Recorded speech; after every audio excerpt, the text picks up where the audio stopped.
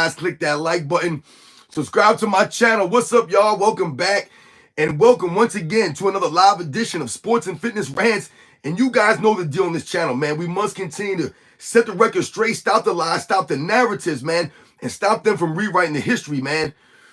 And in this live, man, I wanted to talk about the love of the game, man, that Michael Jordan always seemed to be playing with whenever he was out there on the court, man. It always seemed like Michael Jordan was playing with the love of the game, man. Now, we all know that Michael Jordan's known as one of the greatest competitors, one of the most fierce competitors, right, in the history of sports, not just basketball, but just the history of sports in general. Michael Jordan is known for being that competitor, right, that fierce competitor. But it's the love of the game, right? It's the love of the game that really, is the reason why Michael Jordan always competed the way he did, man, because he respected the game, right? These guys back in them days, man, the legends back in the day, they had that respect for the game. They had that love of the game, man. So they weren't going to cheat the game, right? None of these kinds of things, man. Remember, Michael Jordan had a love of the game clause in his contract written in, man, that said that he could play basketball any way he wanted to outside of the NBA, man. So much respect to Michael Jordan, the love of the game that he played with, man, that he always showed on the court. Michael Jordan was always out there hustling, giving the effort because he respected the game, man, right? Because he loved the game. These guys always had a love of the game. That's what we're talking about with a lot of these guys in this era. They don't really seem like they have a love of the game. What's up to all you guys in the chat? Yo, Rap God Reloaded, what up? Yo, what's up, my man? Lynch 117, what up, man? I'm doing good, guys. What's up, Pierre, my man? Grandma Turkey Stick, what's up? Yes, 0.45, what up, man? Thank you. Yeah, these like, them little knockoff Jordan posters from the magazines from back in the day, man. These posters are old, man. There's an actual photograph right here.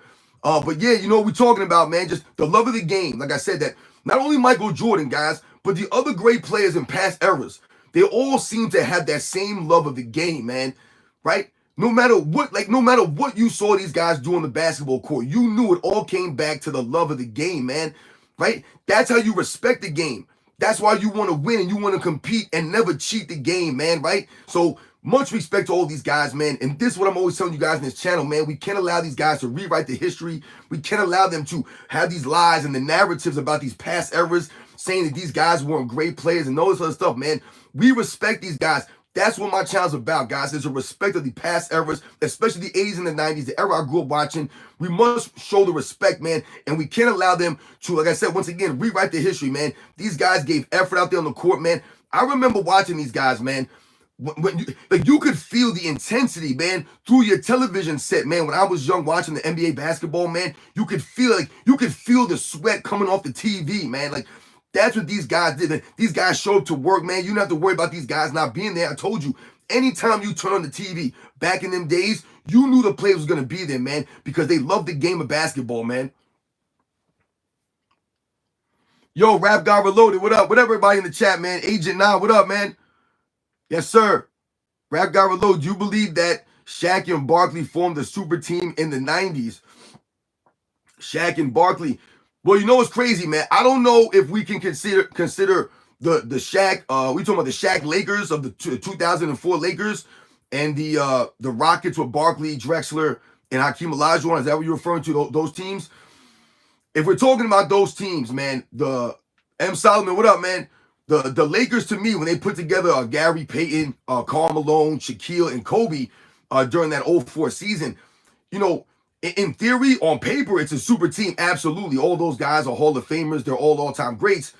But Karl Malone, he ended up dealing with some injuries that season. We all know he was like 40 years old when he was on the Lakers. Gary Payton was getting kind of up there.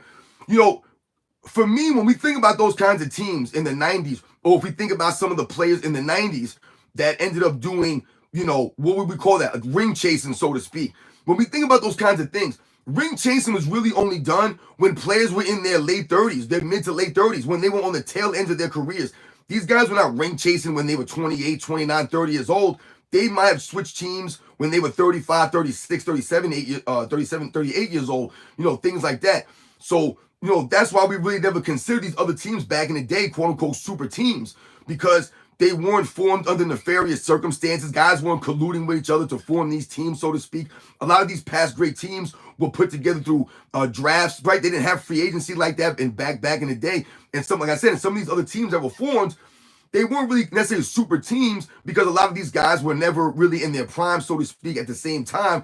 And that's when a lot of these guys would ring chase, so to speak, in some of these previous past eras, right? When they were in their mid to late 30s at the end of their careers. Yo, 0.45, much respect, man. I appreciate that. Yeah, man. Yo, the 80s and the 90s, man. You know, that's why I respect these guys. It's the love of the game. Like I said, these guys played with, man. They respected the fans. That's why these guys show up to work. I can't stress this enough, guys. You knew these guys were going to be there. When I turned on the TV, you know, my father put the TV on when I was little, man, and you put on certain teams, you knew the main stars were going to be there. You didn't have to worry about, oh, man, I wonder if Jordan's going to be there tonight.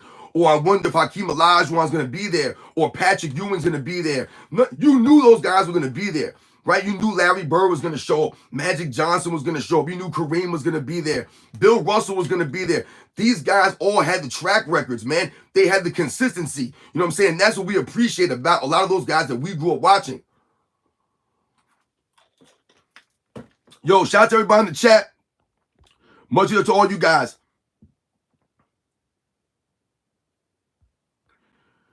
Yeah, it's all right, Culpepper. I know you. Any LeBron James fan is not going to be feeling my channel because I spit the facts about LeBron James. I'm holding him to a standard. See, the problem for the LeBron James fans, I don't want to get too much on LeBron right now, but you guys never hold him to the same standard, man, that you should be holding him to. You guys won't do it. So you make excuses and all these things and bend reality, the narratives. You know what I'm saying? So that's the problem for a lot of the LeBron James fans, man. So you cannot agree with my takes on LeBron James, but the one thing you must remember is my takes are right on the money, man. There's no narratives. There's no hate here. It's the facts. Yo, Retro Heat Check, what up, man? Oh, yo, man, much respect to your channel, man. Continue to keep doing your thing, man. That's right, the 90s, man. It's the golden era, man. I told you from the mid-80s into the 90s. That's the golden era. Yo, my man Pierre coming through with the super chat. Much respect, man. Robin, me, Dart, and Rex watched the 1977 game against Philadelphia and Portland. Oh, you guys were watching the finals, right? With Walton and Dr. J, man. Yo, that's a great series, man. You know, Bill Walton's one of those guys, man, that, you know, it's one of those guys like a what if. You know, he never really gets brought up in those what if scenarios. You know, we often hear about the Penny Hardaways, the Grant Hills, Derrick Rose, you know, some of these other guys that, you know, may have had great careers. But Bill Walton's one of the biggest what ifs in NBA's history, man. And then, yeah, that was a great series between the Sixers and the Portland Trailblazers back in '77, man. Much respect to you, Pierre. Oh, my man, Roland Curtis. Roland, what up, man? Coming through with the super chat. Yo, you guys are showing love, man. Much respect. My man, Roland, do you think that the NBA estimated when LeBron James would score his 40,000th point? So to schedule today's March 2nd, 2024 game exactly 62 years to the day. Wow. Of March 2nd, 1962, when Will scored 100 points. Wow. Roland, I didn't even think about that, man. That's crazy. I don't know, man. Listen, they say a lot of this stuff is scripted. You know, I don't really like to, you know, play into those kinds of things. I never want to think of sports as being rigged or scripted. I really never want to go down that road with my mentality and my mind, man. You know what I'm saying? Because I feel that takes away from everything. But, you know, that's what they say, man. But who knows? You know, LeBron James looks like, I think they're about to play right now. They might actually be on. He might have already got his 40,000th point right now. I don't know. I think the game just started between them and the Nuggets. But who knows, man? It's crazy. I didn't even realize that, though. Yo, much respect to you, Roland. That's right. Chirac Maybach. That's right. You always get called a hater if you tell the facts, man. But, yo, when we think about, like I said, the guys that I grew up watching, man, like I told you, it's not just Michael Jordan, guys. A lot of the all-time greats, man, the guys that I grew up watching in the 80s and the 90s, it's the love of the game.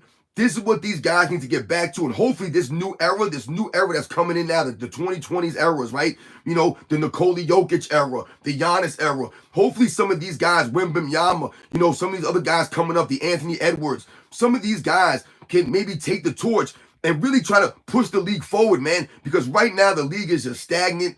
And it just doesn't have that feel that we once, you know, had about it. And that's why people say they can't really watch it. It's not hate when people say that. You know, people think, oh, man, you're hating because you don't like the league anymore. You're not a fan of the NBA, so to speak. But I've always been a fan of basketball. For me, the problem has been, and I know for a lot of us that grew up watching different kinds of basketball, different eras, that to me, the NBA doesn't have the balance anymore. There's no balance in the game. So it's hard for you to enjoy the game when you're seeing the same things from the same teams, from the same people. You know, I keep telling people all the time when I have these conversations about this era, what you have going on right now is players trying to play a way that they're not supposed to be playing. And what do I mean by that? So back in the day, right? Guys like big men, like they'll think that back in the day, big men couldn't shoot. So they'll say now they're more skilled. Oh, the big guys could shoot now. Big men could shoot back in the 80s and the 90s. They were big guys that could shoot. I've told you guys about Deadlift Shrimp in many of my videos. Deadlift Shrimp was 6'10" power forward man. He could stretch the floor, man, and he could put it on the floor.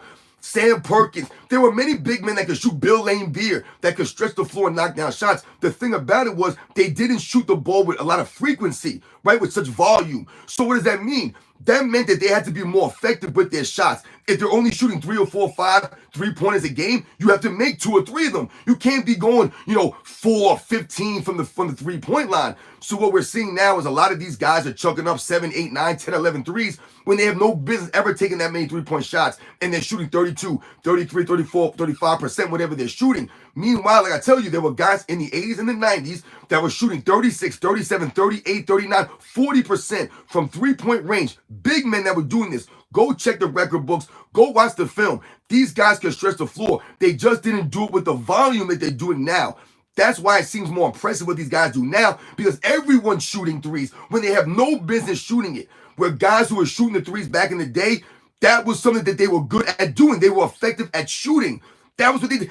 You didn't see Charles Oakley shooting 3-pointers. It didn't make sense for these guys to do that. Now you have guys who have no business shooting threes, chucking up 8, 9, 10 threes a game. It's ridiculous, man, when they would be better off suited finding and developing a post-up game, things of that nature. That would make people watch the game more.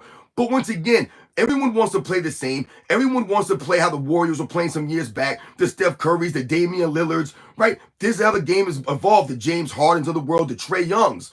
Everyone can't play that way. And this is what we're talking about when we need a balance back in the game. Different kinds of games. Yo, much respect to all you guys, man. Eamon Johnson, what are you talking about? Don't come in here with your nonsense. That's a small sample size. What small sample size are you talking about, man? Once again, I just gave you many guys could shoot back in the day. Like I said, they were more effective. They shot less volume and had to make more.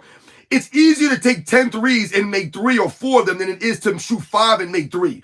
Let's remember this. These guys had to be more effective. They didn't have the green light to shoot 10 shots. So if they weren't making them, guess what? You would get yanked out of there. Right? That's not how the game was played. The game today is a lot of chucking up shots. That's why these guys are getting all these rebounds, these nonsensical rebounds, right? These guys are standing around. The rebounds are flying all over the place. No one's doing anything. It's the love of the game, though. Like I told you, the love of the game. When guys are being put, like think about it, they had to come in here with that 65 game minimum because these guys did not really play with the love of the game, man. That's right, Retro Heat Check. The game is cookie cutter, man. Everyone's trying to do the same thing. They're just trying to do it better than the next guy instead of doing something different or fitting the game to the personnel you have. Instead, what is the NBA doing? They're drafting all these guys based off of their ability to maybe shoot, stretch the floor, but they're not basing anything off of fundamentals anymore. There's no fundamentals in the game. There's not. Guys can't even set screens. Watch the NBA. If you watch the games, these guys can't even set screens anymore. Something basic. Yo, much respect to you guys. Yo, ATI, what's up, man?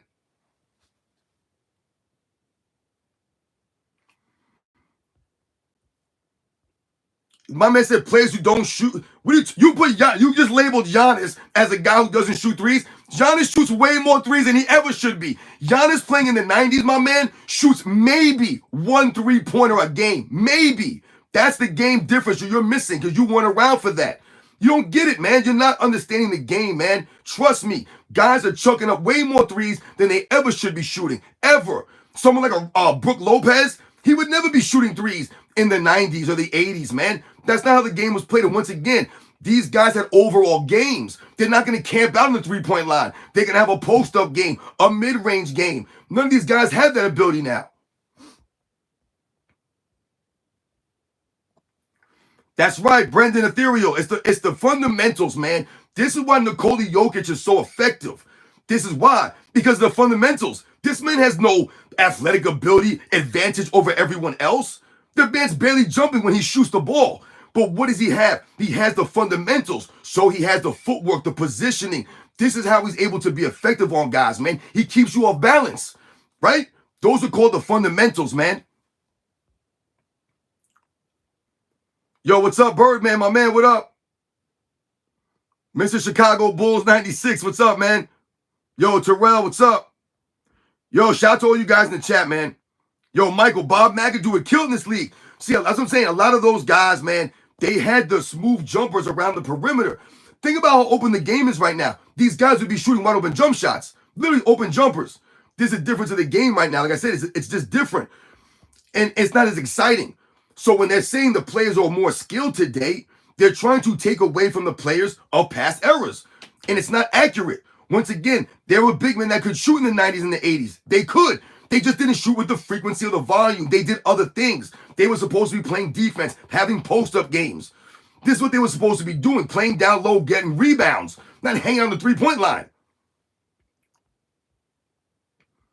Yeah, Hakeem, Patrick Ewing, all these guys had mid-range jump shots. The big men, they could shoot. Patrick Ewing had one of the greatest touches jump shot-wise for any big men of that era. The smooth jump shot. David Robinson had a nice jump shot. I mean, these guys had overall games. Like I said, it wasn't just these guys just banging and dunking the ball. These guys were effective. They had the fundamentals. Like I said, and they did other things. These guys were excellent rebounders. They were excellent defensive players. A lot of those guys that you just mentioned are leaders of teams. They were leaders. And then once again, back to my main point, they all had a love of the game. Arvydas Sabonis, if Arvydas Sabonis would have came to the NBA, like originally when he was in his physical peaks, in his primes, this man would have been sensational. He would have been who Nikola Jokic, they would have been comparing him to. Arvydas Sabonis. Yeah, Joel Embiid, he might have an elite mid-range, but where's Joel Embiid? He don't play. See, once again, my man, Amin Johnson, you're bringing up these guys like a Joel Embiid who has the skills, right? But what are all those skills doing for him on the bench? He don't have the durability, the toughness, or the heart, the grit of the guys in the 90s. This is why I'll never mention a Joel Embiid on the level of a Hakeem Olajuwon or any of those other guys. He's ducking the smoke from a Nikola Jokic. This dude is lame to me, Joel Embiid, and he can never stay healthy, right? He talked about wrestling lions in Africa, but the man can't stay on the court and play 70, 80 games. Come on, man, he's frail.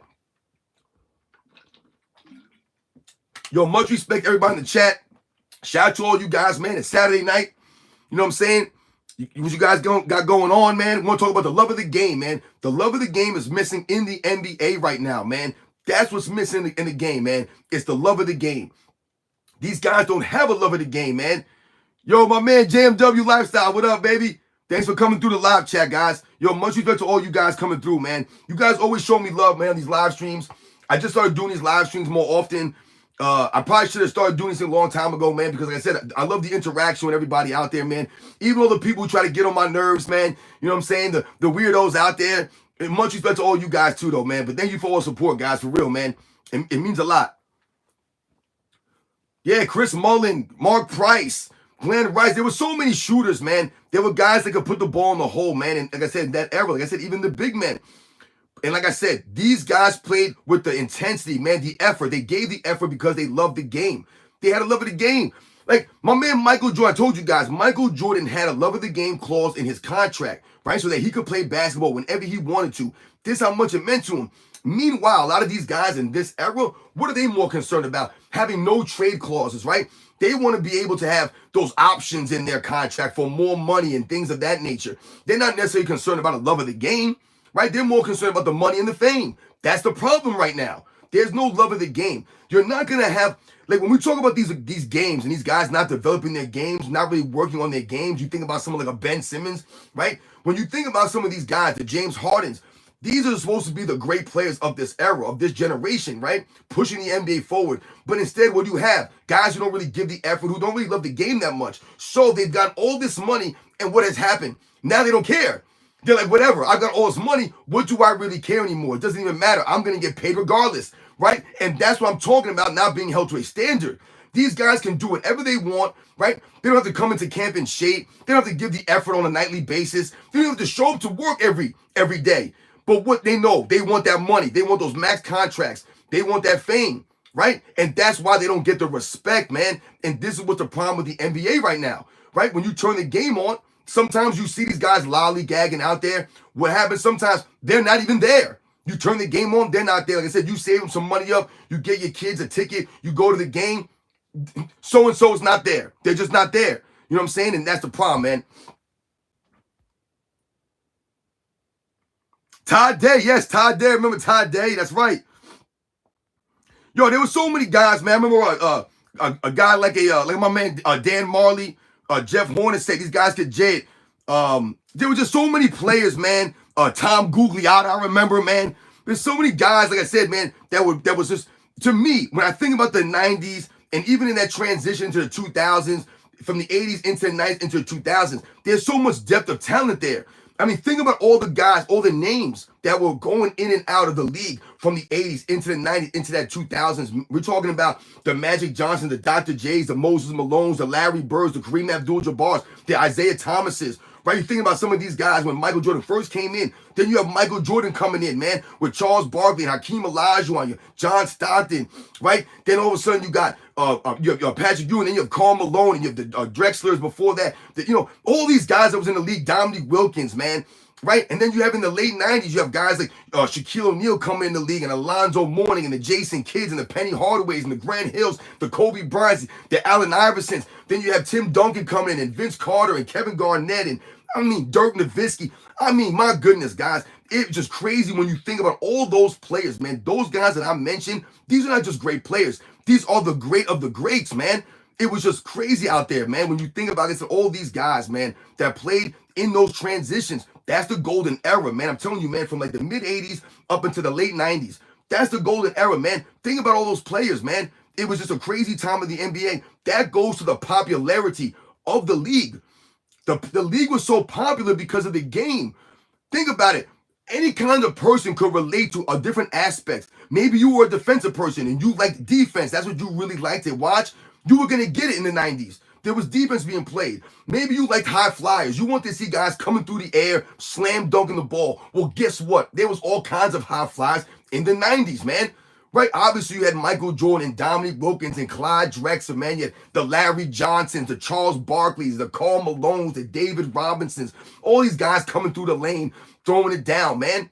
But you even had little guys like Kevin Johnson that could come through the lane and throw it down. The Robert Packs, man. Some of these other guys that could throw it down. Then you had some of the other guys that were out there that were known for this kind of game. The three-point running around, the Dana Barroses, the Mahmoud Abdul-Raufs, right? Some of these guys that played a perimeter game, that played the point guard position, but was putting up shots, the Nick Van Exels.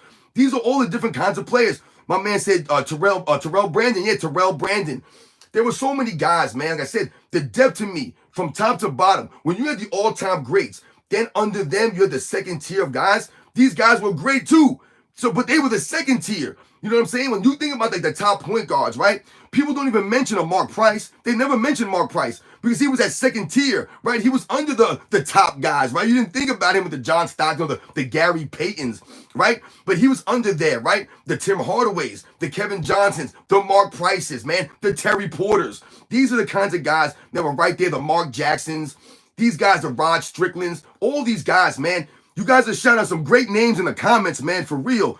Man, for real, you guys are really putting it out there, man. Glenn Robinson, Chris Webber, man. Chris Webber never gets brought up anymore, man. Derek Coleman, yo. Shout out to my man G24Ds, man, with the name drops. For real, Eddie Jones, Antonio McDyess, Ed Huff coming through. Antonio McDyess, man. Much respect, man. Yup, that's right, Ed Huff, man. Mahmoud Abdul-Rauf, a.k.a. Chris Jackson.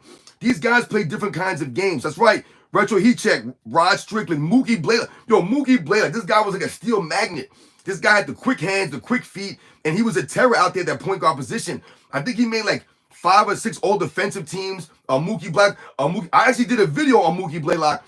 People don't ever really talk about some of these guys, man. They forget about some of these guys. My man Steve Smith. A lot of people forget about Steve Smith. who came in that early 90s, man. The shooting guard, Steve Smith, man, he was a quality player with the silky smooth jump shot and just a nice overall game. Shout out to my man Reggie Lewis from the 90s. You know, rest in peace of Reggie Lewis. If Reggie Lewis didn't die tragically, Reggie Lewis to me would have been great competition for Michael Jordan in that Eastern Conference in the 90s, man. Reggie Lewis was a solid two-way player, man. Give you about 20, 25 points a game, man. 5, 6 rebounds, a couple of assists, and he's going to play that defense. I saw Reggie Lewis block Michael Jordan's jump shot like 2 or 3 times in one game, man.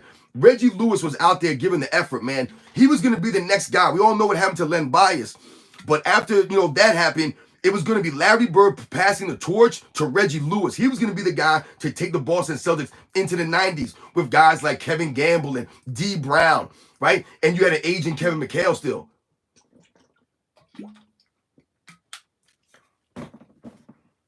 Yo, you guys are naming some guys, man, for real. I know you guys grew up watching that era, man. Bobby Phills, man. Rest in peace of Bobby Phills. Kendall Gill, another one of my favorite players. Kendall Gill, man. Kendall Gill was out there looking like an R&B singer from the 90s, Kendall Gill. But he had a great athlete, great two-way game from Kendall Gill, man. You know what I'm saying? I always like Kendall Gill's game, man. He gave the effort out there, man. Yeah, Mo Cheeks, Michael Cooper. Yo, that's what I talked about. I said Len Bias. That's right, Pierre. Chuck Person, the rifleman. That's right, Chuck Person, man. Was out there playing with Reggie Miller, man. Those early Pacers teams, man. So much respect to Chuck Person, man. Yo, you guys are dropping the names, man. Absolutely. Steve Nash. Yo, what I used to love about Steve Nash is that Steve Nash was really great at keeping his dribble alive. You guys know what I'm talking about, right? Steve Nash would dribble down the middle of the court and just dribble all around in circles and come back and shoot that jumper or drop off to a Maurice Stoudemire or Shawn Marion or kick out to a Quentin Richardson or Leandro Barbosa or somebody like that, man. But much respect, yeah, to Steve Nash's game, man. Sedell 3, yeah, much respect to Sedell 3 also. Yo, my man Roland Kurtz coming through with the super chat again. Much respect to you, man. LeBron James just scored the 40,000th longevity point, and congrats to him. But MJ fans are still relaxing because LeBron is still chasing the goal in Chicago. And at 39, it's too late to catch MJ. That's right, Roland. Listen, man, this is the deal, guys. And yes, congratulations to LeBron James. 40,000 points for LeBron James. But I've always told you guys, for someone like a LeBron James, the numbers, these stats, they don't mean anything when you're talking about the great of the greats. When you're talking about the top 10, 20 greatest players in NBA's history, the top guys, these stats, it doesn't move the needle. It does nothing. It absolutely does nothing, man. We all know that LeBron James is under suspicion of all kinds of nonsense. And I've told you guys, the problem for me personally when it comes to LeBron James is I do not respect his career. I do not respect that he's carried himself the way that he's went about his career, forming the super teams, lying to the fans, talking down on us, right? Always pointing the finger at his teammates. I don't know. His sportsmanship is terrible. So for me, I just can't appreciate LeBron James the way that a lot of his fans want me to, because I don't respect the way that he's carried himself. This man's not been honorable. He has not. You can't force someone, you can't force me to respect someone who hasn't been respectable, man. So congratulations to LeBron's 40,000th point, man. But once again, it means nothing in relation to a Michael Jordan. Nothing. Yo, you guys are dropping the names, man. Yeah, Ron Harper, Grant Hill, Penny. Hell yeah, Ron Harper was coming in with the Michael Jordan hype before those injuries, man. Allen Hughes, Richard Dumas. Yeah, Richard Dumas, we all know, tragic end for Richard Dumas, man. But he had the athleticism, man. He would have been one of those up-and-coming players, man. Allen Houston, I always liked Allen Houston's game, man. Of course, John Starks, absolutely. John Starks, one of my favorite players. Like I said, no one had more heart than John Starks, man. He epitomized New York Knicks basketball in the 90s, man. So, yeah, much respect to John Starks.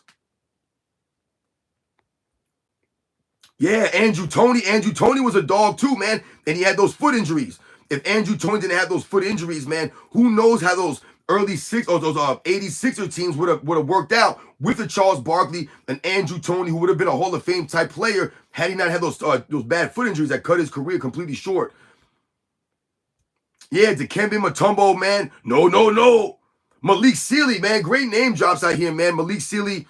Rest in peace to Malik Sealy. Absolutely. Danny Manning. You guys remember Danny Manning? Like I said, Del Curry. Yeah, much respect to Del Curry. My boy Muggsy Bogues. Vernon Maxwell. Otis Thorpe. Yo, Jamal Mashburn. Yes, that's right. Much respect to you guys, man. Jimmy Jackson. Remember the 3 J's?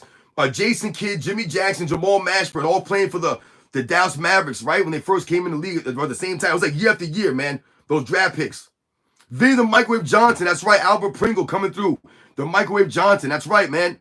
Drazen Petrovic, that's right, retro heat check. That's right, Drazen Petrovic, man. One of my favorite Euro players, man. Absolutely, man. Tragic ending for Drazen Petrovic. This guy, once again, a true competitor, man. Will go nose to nose with Michael Jordan and the other players, the Reggie Millers.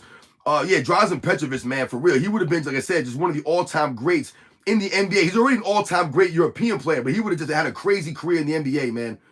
It's crazy because Drazen Petrovic was on the Trailblazers, right, in the late 80s, I believe, before they went to the finals in 1990. I think he might have been on that team, but I think he was traded the year before they went back to the finals in 92 when they played the Bulls, man. But that team was, the Portland Trailblazers was stacked, man. You had Drazen Petrovic, you had Clyde Drexler, Jerome Kersey, Terry Porter, Kevin Duckworth, Buck Williams, Clifford Robinson, Danny Ainge. I mean, my goodness, man. They had all kinds of guys. Ala Abdelnaby. I mean, my God, man. Rodney Rogers, Latrell Sprewell. That's right, AC Green. Much respect, AC Green, man. The true Iron Man. AC Green is the true Iron Man of the NBA. LeBron James can't sniff AC Green's longevity or his durability. And AC Green was a starter. AC Green, I believe, was a 3-time NBA champion.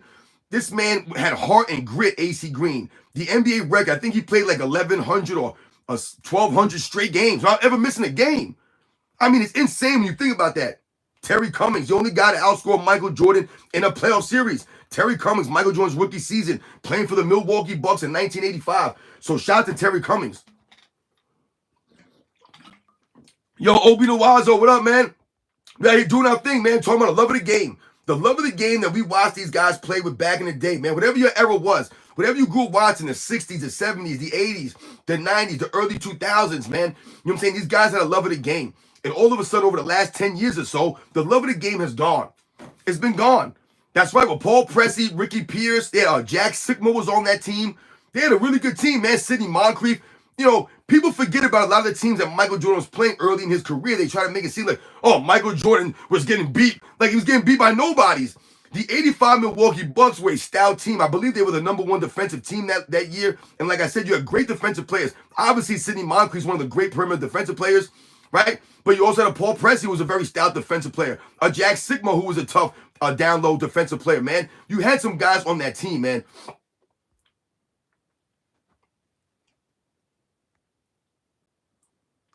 Nora, Kenny Skywalker, man. I love Kenny Skywalker in the slam dunk contest. Kenny Skywalker played for the New York Knicks for some years, man. I love Kenny Skywalker with the high top fade, looking like kid from Kid and Play.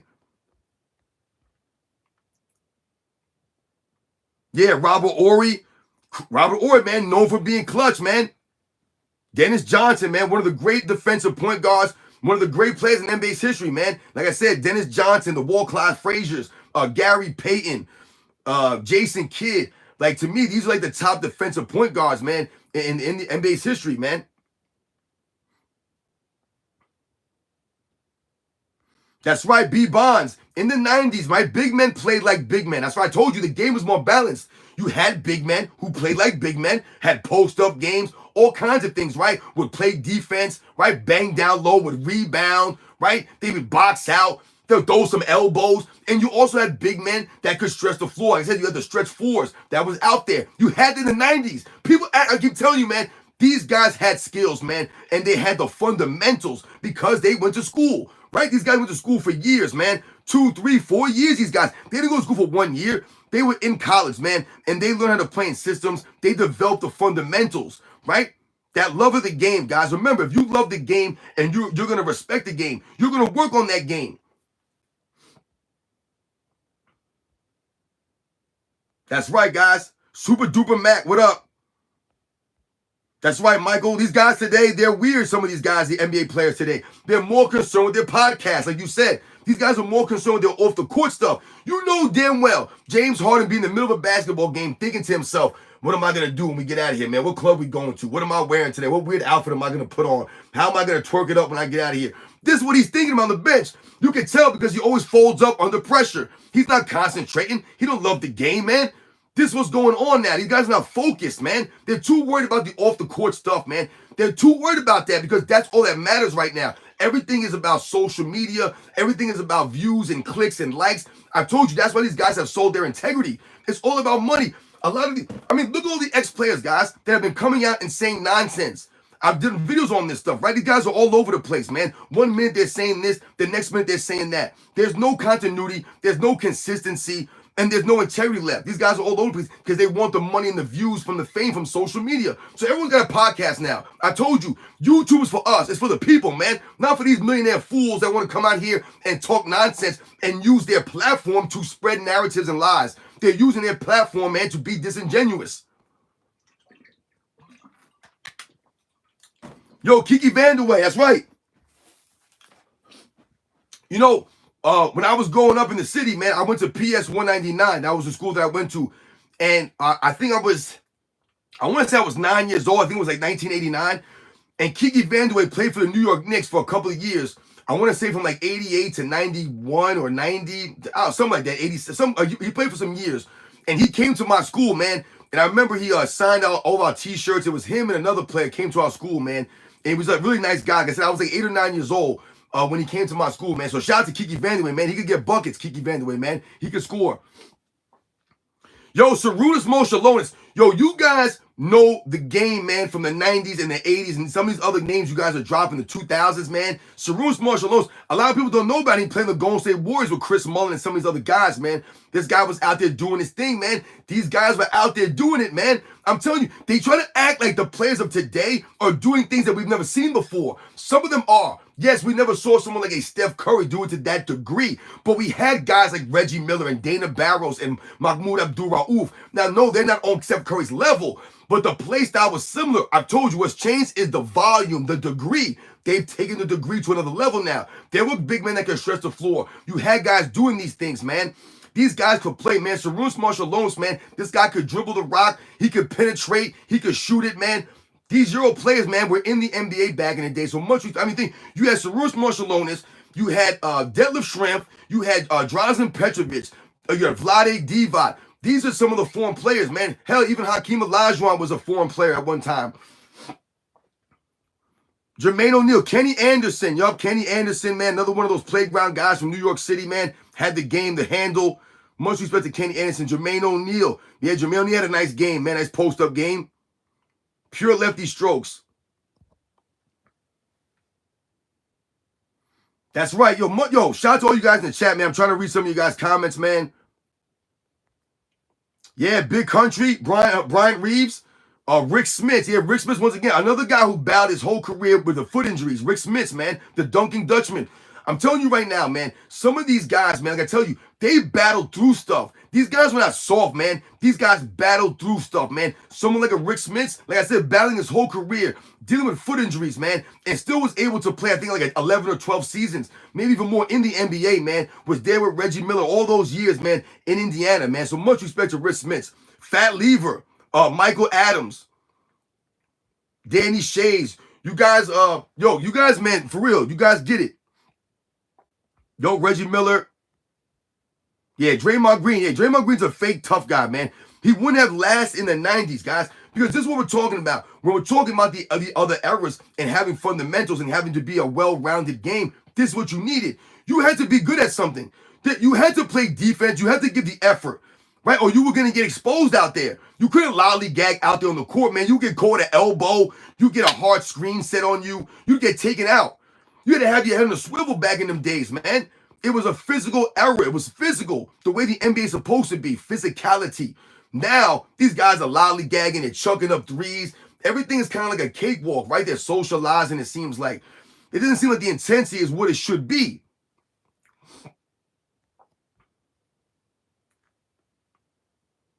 Yeah, Bernard King, another guy. Yeah, the injuries, Bernard King, man.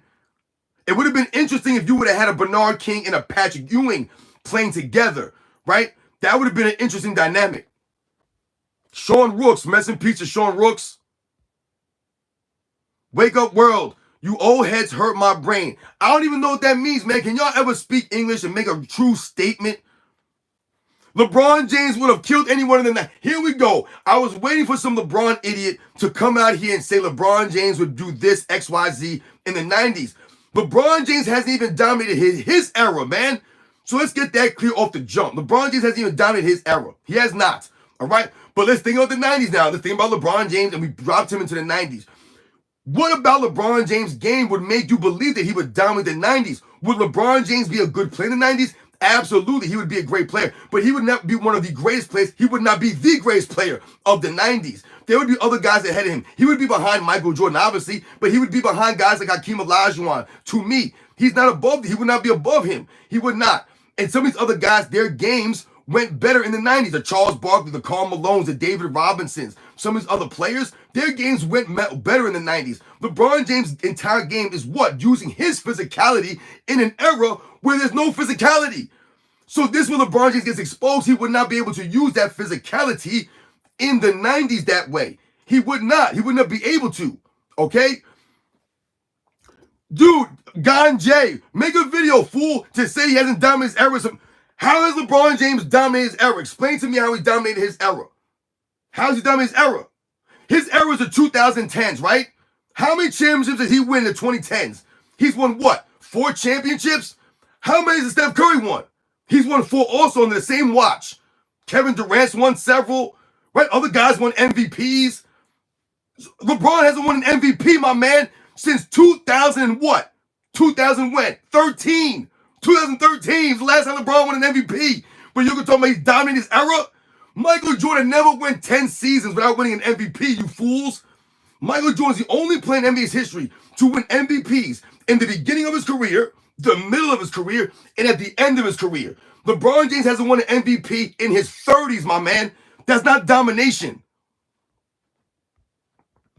So back to what we were saying. LeBron James' game will not translate into the 90s because he's not going to be able to just barrel into the chest of Hakeem Olajuwon and score. He's going to barrel into Karl Malone all game long and score? No. He's going to barrel into Charles Oakley or Bill Laimbeer or Rick Mahorn or any of these guys. He's going to bang into Alonzo Mourning all game? No. Dennis Rodman? He's not banging into these guys all game long. The Robert Parishes, the Kevin McHale's. What is he going to do with all the big bodies down low in the paint? He won't be able to just run into these guys.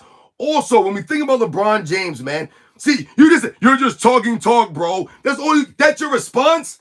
I just shut your whole argument down. I just shut it down. I explained to you. Your boy hasn't won an MVP in his 30s. That's not domination, fool. He hasn't won an MVP in his 30s. He probably hasn't won an MVP since you were born. Think about that. You're probably what? 12, 13, 14, 15 years old. He hasn't even won an MVP barely since you've been alive, since you can remember. Once again, going back to LeBron James, his lack of game, his lack of development of a game to fit into the 90s. So if LeBron James is going to be, what, a power forward in the 90s? Or is he going to try to be a small forward in the 90s with no... So he's going to be a perimeter game player in the 90s with no perimeter game. How would that work? It wouldn't work. He never developed a jump shot with consistency. He cannot even shoot free throws. If LeBron James is a perimeter player, then why is he shooting 73% from the free throw line for his career? That's poor. That's a poor free throw percentage for a perimeter player. LeBron James' overall game, the handling ability of him, it would be poor in the 90s. They don't call the travels against LeBron James or the carrying violations. The man has his hand under the ball every time. They don't call it, though. In the 90s, they would have, though. They called Michael Jordan for carries and travels. They don't call these guys for this. That's right. Curry's 3-1 against LeBron James. So what are we talking about here? See, this guy, J, he starts going to personal attacks now. I put on Michael Jordan pajamas after I shower. So once again, you can't dispute anything I've said. You guys don't know the game of basketball. The lowly one. Yo, much respect, my man, the lowly one. LBJ would be a good, great player back in the 90s, but he would be another ringless player going against Michael Jordan. That's right, the lowly one coming through with the super chat. Much respect to you, man. Thank you for all the continued support. That's right, LeBron would be a good or great player. He would. I'm telling you right now, he ain't going to have 4 MVPs in the 90s. Not going to happen. It's not happening, my man. Not happening. And you see how the LeBron James fans get, right? When you dispute everything they say, they start talking nonsense. And I guarantee you that fool has no videos on his channel. He can't talk basketball, but he's over here talking about I wear Michael Jordan pajamas because I broke it down to him, man, and I made him look stupid and feel stupid. LeBron James did not dominate his era nowhere near like Michael Jordan did. Nowhere near that. Like I said, you can make an argument that Steph Curry and him share the era. It's the LeBron James / Steph Curry era. Whereas in the 90s, you ain't gonna say it's Michael Jordan slash Hakeem Olajuwon or Michael Jordan slash Karl Malone or Charles Barkley, whoever you wanted to put there. It's the Michael Jordan era, right? You think about the 80s, you think about Magic and Bird. It's Magic and Bird. They shared the era, right? Michael Jordan did not share the era. Some people will even argue in the 2000s, you could have a Kobe slash Tim Duncan type of deal in the 2000s. There's no debate with Michael Jordan in his era. There's no debate. So those are the kinds of things we must think about, right? Think about these things. For the 70s even, you could go to what? Dr. J and Kareem Abdul-Jabbar. In the 70s, we know there was an ABA, but I've told you guys on this channel, if there was no ABA, to me, Dr. J and Kareem Abdul-Jabbar are sharing the MVPs in the 70s. That's my opinion. We think about the 60s. Will Chamberlain and Bill Russell share the era. You think Bill Russell, you think Will Chamberlain, vice versa. When you think 90s, it's Michael Jordan, guys. There's no one else. You don't think, oh, it's Michael Jordan. No, it's Michael Jordan's era. LeBron James doesn't have that. You can argue Steph Curry. You can. Yo, my man, Animaniac89, what's up, man? Yo, GB, what up? Yo, I'm trying to read some of you guys' comments, man. Shout out to all you guys in the chat, man. I'm trying to read some of you guys' stuff, man. That's right, my man Zip the Kid. Listen, that's what happens. The era is getting softer now, and that's why I said I'm hoping that the guys like Nikola Jokic, some of these newer players, the Wembanyamas, man, the Anthony Edwards, some of this newer, blood, man. I was hoping for Joel Embiid, but I told you guys earlier, the man's soft, man, so I can't rely on him. My man Giannis, some of these other guys, man, will take this new era and just carry it, man, and do better than the last era, man. The 2010s, the LeBron James era, it was a disgrace. Disgrace. This is why the game's not popular anymore. It's a disgrace. Look what they did to the All-Star game. The LeBron James era. You know what LeBron James did for the NBA and the love of the game that I was telling you guys about that Michael Jordan and other guys played with, the love of the game. You know what they did to the game? Look what they did to the game. They got the game to the point where they need load managing guidelines. They needed an in-season tournament, guys, to get these guys to be competitive, to show up to work at the beginning of the season. An in-season tournament? They need to have a game restriction, 65 game minimum for these guys to qualify because they don't want to show up. This is what happened to the NBA. The flopping guidelines. Did they have flopping guidelines when I was watching basketball? They did not. We have to worry about these things. This is the NBA that we're living in now, right? So we have to hope this new era does not do this stuff. I was really impressed with Wembanyama the other day because he was the first player since Michael Jordan, right, to have consecutive 5 steal and 5 block games, right? Consecutive. Michael Jordan was the last player. Isn't that crazy, guys? Michael Jordan, 6'6" shooting guard, was the last player to do that in consecutive games. And I told you guys in that video, I did a video about this. Michael Jordan won both of those games. But in the press conference, they asked Victor Wembanyama about being the last person or the first person since Michael Jordan to do that. And you know what he said? He said, I wonder if he won during those games. That's all he was concerned about. He wasn't concerned about the stats that he tied with Michael Jordan. He wanted to know if Michael Jordan won because he knows that's what Michael Jordan was concerned about, winning. And I told you, I did the homework for Victor Wembanyama, and I told you Michael Jordan won both of those games, man. Yo, Gary, what's up, man? Much respect, man. Salute Sports and Fitness Rants, he says. Keep cooking these clowns and keep the content coming, man. Your passion is always on 10. Jordan is the GOAT, and it's not up for debate.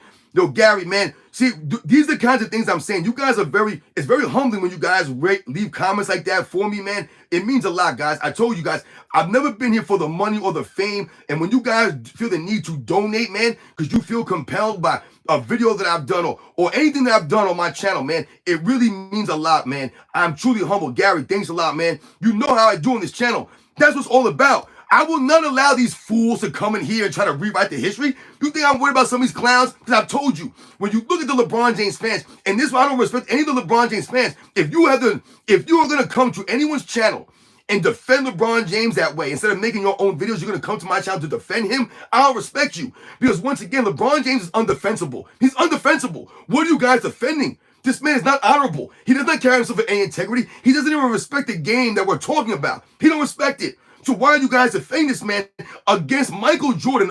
Whether or not you believe he's the greatest of all time, the one thing that can't be denied about Michael Jordan is he gave the effort. He cared about the game. He showed up. He cared about the fans. That's why he was there. He was a true competitor. You can't take that away from him. That's why he's respected. Yo, Markivion Black, what up, man? Salute. What do you think was better? Who do you think was better, Gervin or Dr. J? Listen, I told you guys on this channel, I have Dr. J in my top 10. To me, I have Dr. J number 9. I have him as the second greatest small forward in the history of the game. That's me. That's Dr. J for me. To me, George Gervin is excellent. They're two, I would consider George Gervin a shooting guard. Scoring wise, George Gervin might have an overall, what they call a bag, I would say. George Gervin's overall offensive game might be a little bit more creative than Dr. J. However, I would give Dr. J the edge going to the rim, and the overall game of Dr. J to me was great. A great defensive player, a greater rebounder. To me, he was a greater leader, a better clutch time player, right? When you need a basket, you need it most. Dr. J, to me, I'll go with Dr. J over George Gervin. But George Gervin, to me, is one of the top 10 greatest shooting guards in the history of the NBA. You know what's funny is James Harden. I told you guys, I do not think James Harden is a top 10 shooting guard in the history of the NBA. I have George Gervin in my top 10. But when people try to tell me that James Harden is a top 5 shooting guard, I laugh. It's laughable to me because once again, what they're trying to do is rewrite the history and bend reality. There's no reality where James Harden is greater than Allen Iverson or Clyde Drexler or Dwayne Wade or Ray Allen or Reggie Miller or George Gervin or Sam Jones. I'm not putting him ahead of those guys. None of that. You know why? It comes down to the respect for James Harden. I do not respect his game or his career. To me, James Harden is all traveling and carrying of the basketball. He's not doing anything in any other era where guys are playing defense. James Harden in the early 2000s does nothing. Does nothing. He's a bench player in the early 2000s. James Harden. I'm telling you right now, man. I'm telling you guys.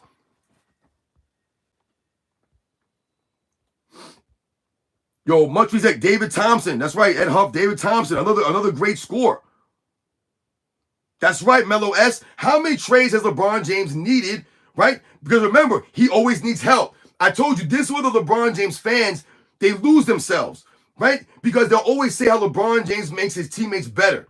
But at the same time, he always needs more help, right? They're always saying that he makes his team, he's carrying bums, but he needs more help. It don't add up because he's always getting help. So remember, they'll make all these trades, then they'll still fail. And then what happens? They point the finger at the coach. They point the finger at the teammates. But meanwhile, he got all these trades that he needed. It never is enough. It's never enough. Remember the beginning of the season, guys, or halfway through the season, they were talking about Klay Thompson. They were talking about, what's the other guy's name? Not Bradley Beal. Zach LaVine. They were talking about trying to get. You heard all kinds of things, man. They were trying to get all kinds of people, man.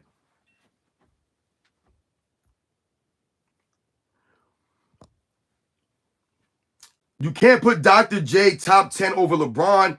I don't have him over Bird, Duncan, Kobe, or Magic, or Wilt, or even Chris. I have him over LeBron James. So I don't even know what you're talking about, Jamal Johnson. I told you I got Dr. J number 9 all the time. I didn't tell you who I got behind him. And I would tell you, LeBron James will never be in my top 10. Never. My man Melvin Singleton said 1990s had poor offense. Once again, you just throw a generic statement out, but you give no facts behind the statement. What's poor offense mean? The 90s had a more well-balanced offense, a more well-balanced game. You say poor offense because guys were playing defense? What are you talking about? The offense today is great. Why? Because guys are not playing defense. You guys think 120 points a game, 130 points a game means you have better offense? Chucking up 20, 40 threes a game is not great offense. I'll put any of the top offensive teams from the 90s against any of the top teams of this current era. And I'm telling you right now, man, it wouldn't add up. It wouldn't be the same. I'll put the 93 Phoenix Suns, who were the highest scoring team in 1993, up against any of the highest scoring teams right now, currently. They wouldn't stand a chance because the Phoenix Suns are scoring their points in myriad of different ways. You have Charles Barkley who could score from the inside or the mid-range. Kevin Johnson who could drive to the paint or score from the mid-range. You had guys like Tom Chambers that could stretch the floor or take it to the rack. Thunder Dan who could stretch the floor or take it to the rack, right? You had guys on that team, right? Big bodies like Oliver Miller. You had hustle guys like Danny Ainge and Dan Marley. To me, it's just not the same, guys. Once again, these guys are just chucking up threes now. It's not the same.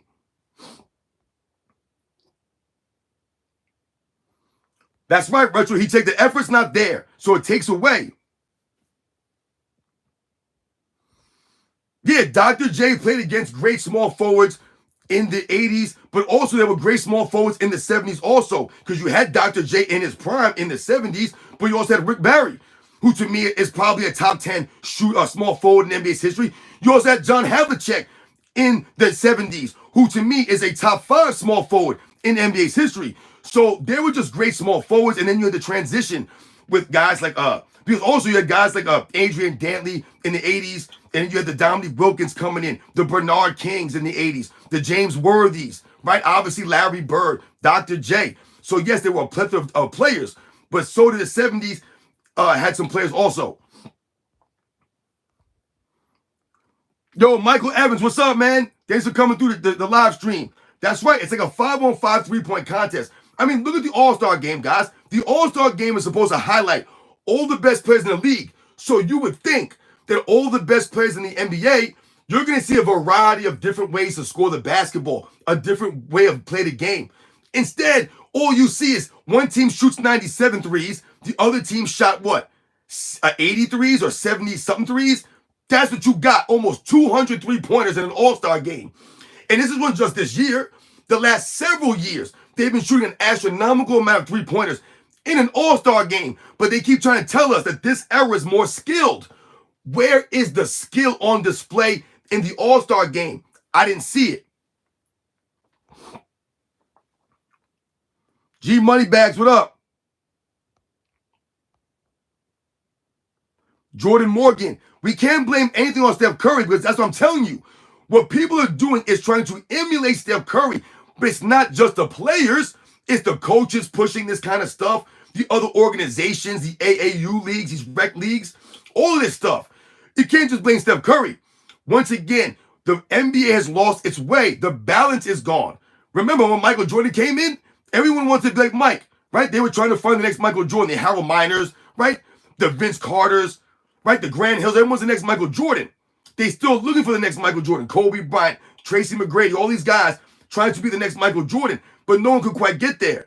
But it hasn't taken away from the NBA, has it? No, the NBA was still great. Why?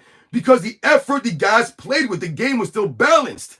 Michael Jordan's game wasn't one-dimensional.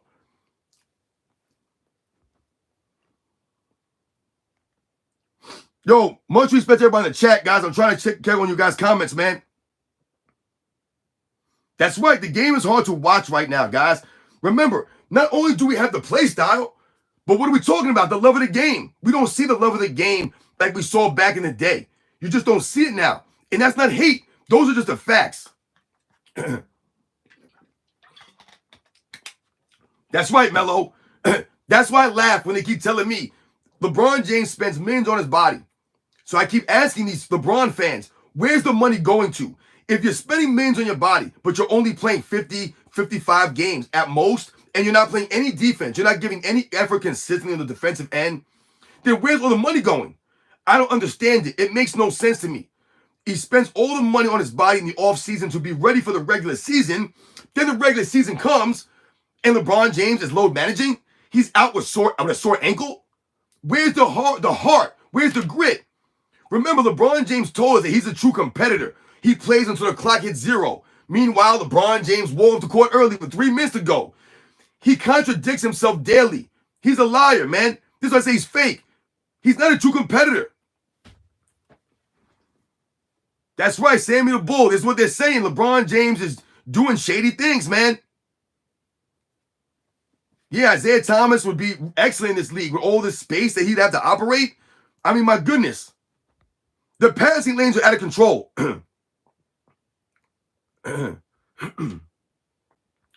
My man, yo, Cat be weird. You are weird. He said I look like a scuffled Drake. I don't even know what that means, man. I don't even know.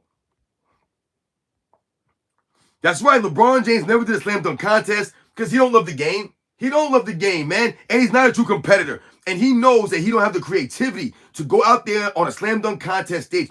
You guys know where the evidence is, right? Where the proof that LeBron James is a scared person to do. He's scared to do it. You know what the proof is?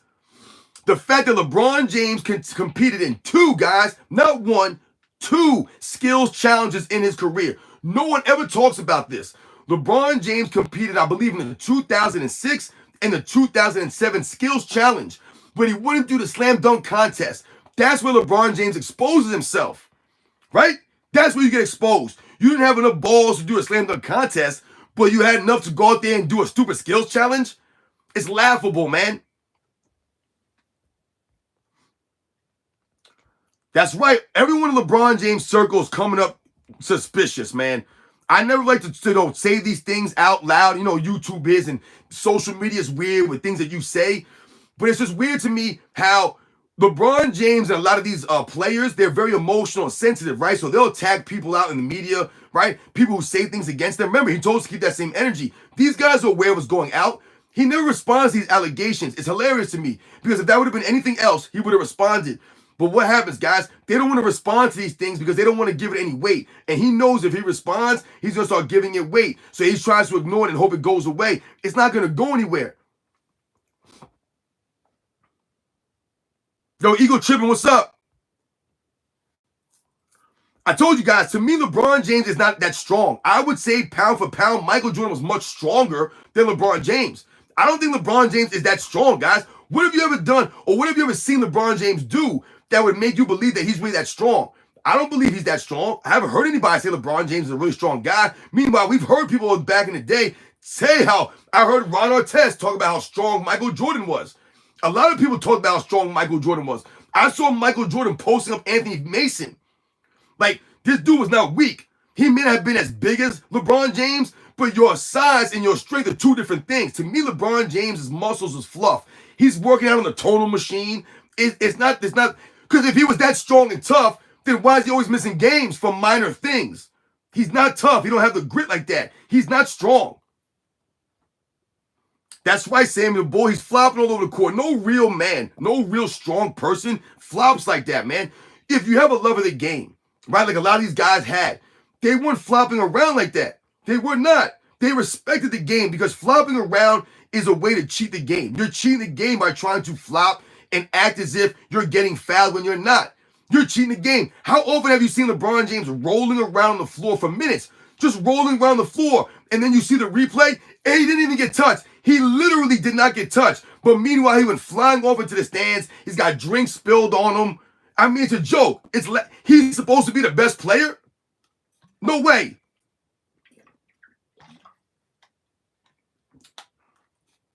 Meatball sub. You talking about Anthony Edwards? I told you about Anthony Edwards in a video I did talking about Michael Jordan's rookie season because Anthony Edwards is getting a lot of Michael Jordan comparisons, right, over the last year or two. And for me, it's not valid comparisons. I like his game, and I'm happy the Timberwolves are playing good because the Timberwolves ain't been good since, they ain't been good since, Kevin Garnett was there in the early 2000s, man. They went to Western Conference Finals. The Timberwolves ain't been that good. So it's good to see them playing well, and they have a nice core there. But to me, to be compared to a Michael Jordan is very tough because Michael Jordan was excellent on both ends, man. To me, and we get it, defense is not important in this era. These guys don't have to give the effort on the defensive end. Things are different. I get that. But to me, Anthony Edwards does not come across as an elite defensive player. He just doesn't. Michael Jordan was an elite defensive player, right? Great. From early on, from his third year in the league, he was one of the greatest defensive players in the league, one of the best. So for me, in that regard, that's where he drops off a little bit. The comparisons by his athleticism, things of that nature, I get those comparisons. It's just, for me, I don't know how long Anthony Edwards has been in the league, maybe his fourth season, maybe whatever. I mean, just think about the things that Michael Jordan was already doing in his fourth seasons. It was crazy, guys.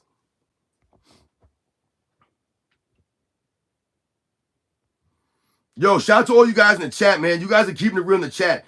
See, this is what I talk about with you guys. You guys get the game. You guys know the game, man. Because a lot of the LeBron James channels, the YouTube channels that support LeBron James, that do videos about LeBron James, that continue to spread the narratives and the lies, I told you, they don't attract anybody but LeBron James fans. Because what are you going to talk about on your channel if you're a LeBron James channel? If you're supporting LeBron James, if you're propping LeBron James up as the greatest of all time, then what are you going to talk about? You're going to have to feed into the narratives and the lies. There's no way to make LeBron James the greatest basketball player of all time without having narratives or lies or half-truths, right? Or numbers without context, right? They'll just say, oh, LeBron James is the greatest scorer of all time. That makes him the greatest. They didn't put any context behind any of this stuff, though, right? They won't tell you that LeBron James only led the league in scoring one time, right? They won't talk to you about how many times LeBron James was outscored by other players, even his own teammates in playoff series, right? They won't talk about those things. They'll just say he's the greatest scorer of all time because he has the most points. This is how LeBron James fans act. That's why no one will watch their videos, will go to their channel. They only attract LeBron James fans. You can't respect that. You can't. How are you going to do it?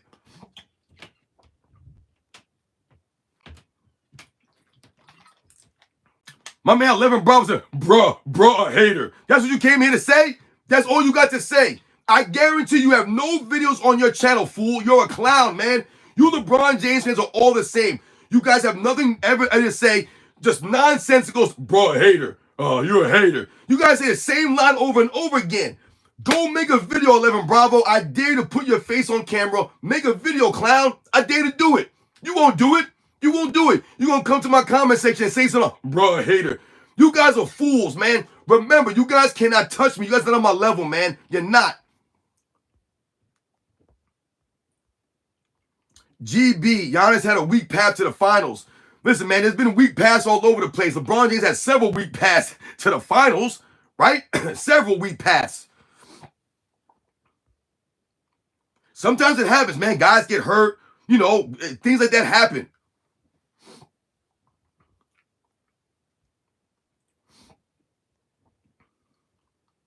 Yo, shout out to all you guys, man. That's right, Ed Huff. That's right.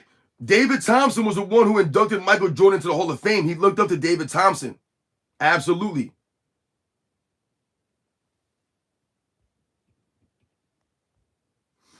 That's right. Recipes for Reed. Recipes with Reed. LeBron James fans are some of the softest individuals in the world, guys. I'm telling you right now, man. I'm telling you right now.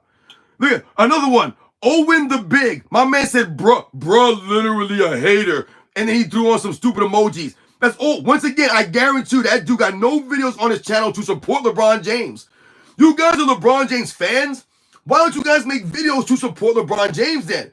I don't understand it. You guys love to come to the Michael Jordan channels, the Kobe Bryant channels, any other channel. It could be Kareem Abdul-Jabbar, Magic, Bird, whoever it is. If it's not LeBron James, you guys will go to every one of those channels and leave all kinds of comments. You have so much time to do this. Why don't you guys make videos to support LeBron James then? You guys literally makes no sense. You're that much of a fan of LeBron James. Where are your videos to support him? I'm a Michael Jordan fan, so I make videos to support the truth of Michael Jordan in the 90s and the era that he played in. The other eras. I've done videos on the 40s and the 50s, guys. I support the truth and the facts. LeBron James and his fans do not. This is why you guys have no videos, because there's no facts or evidence for you to talk about. Yo, my bad, man. I can't tell sarcasm on here, man. You know I go crazy. It's Sports and Fitness Rants. I just go nuts, man. So forgive me. Jesus Christ. Jesus. Is this an MJ channel? I got two Jordan posters behind me. I got the Chicago Bulls back-to-back hat on. I got this is Mike's gym, man. This is the Breakfast Club sweater, man. The Breakfast Club. Yes, it's a Michael Jordan channel. The reason why it's a Michael Jordan channel is because Michael Jordan's continue being lied about by the mainstream media. They must continue to talk about Michael Jordan in the mainstream media. Every time a podcaster opens his mouth, a Gilbert Arenas fool, a Kevin Garnett idiot, a Rasheed Wallace, a Colin Cowherd, a Nick Wright, a Shannon Sharp, a Kendrick Perkins. Anytime you hear these fools open their mouth, they've never given you the facts, the accurate information as it pertains to the Michael Jordan and his era. I've never heard any of these guys tell the truth. None of these guys. This is why they have no integrity.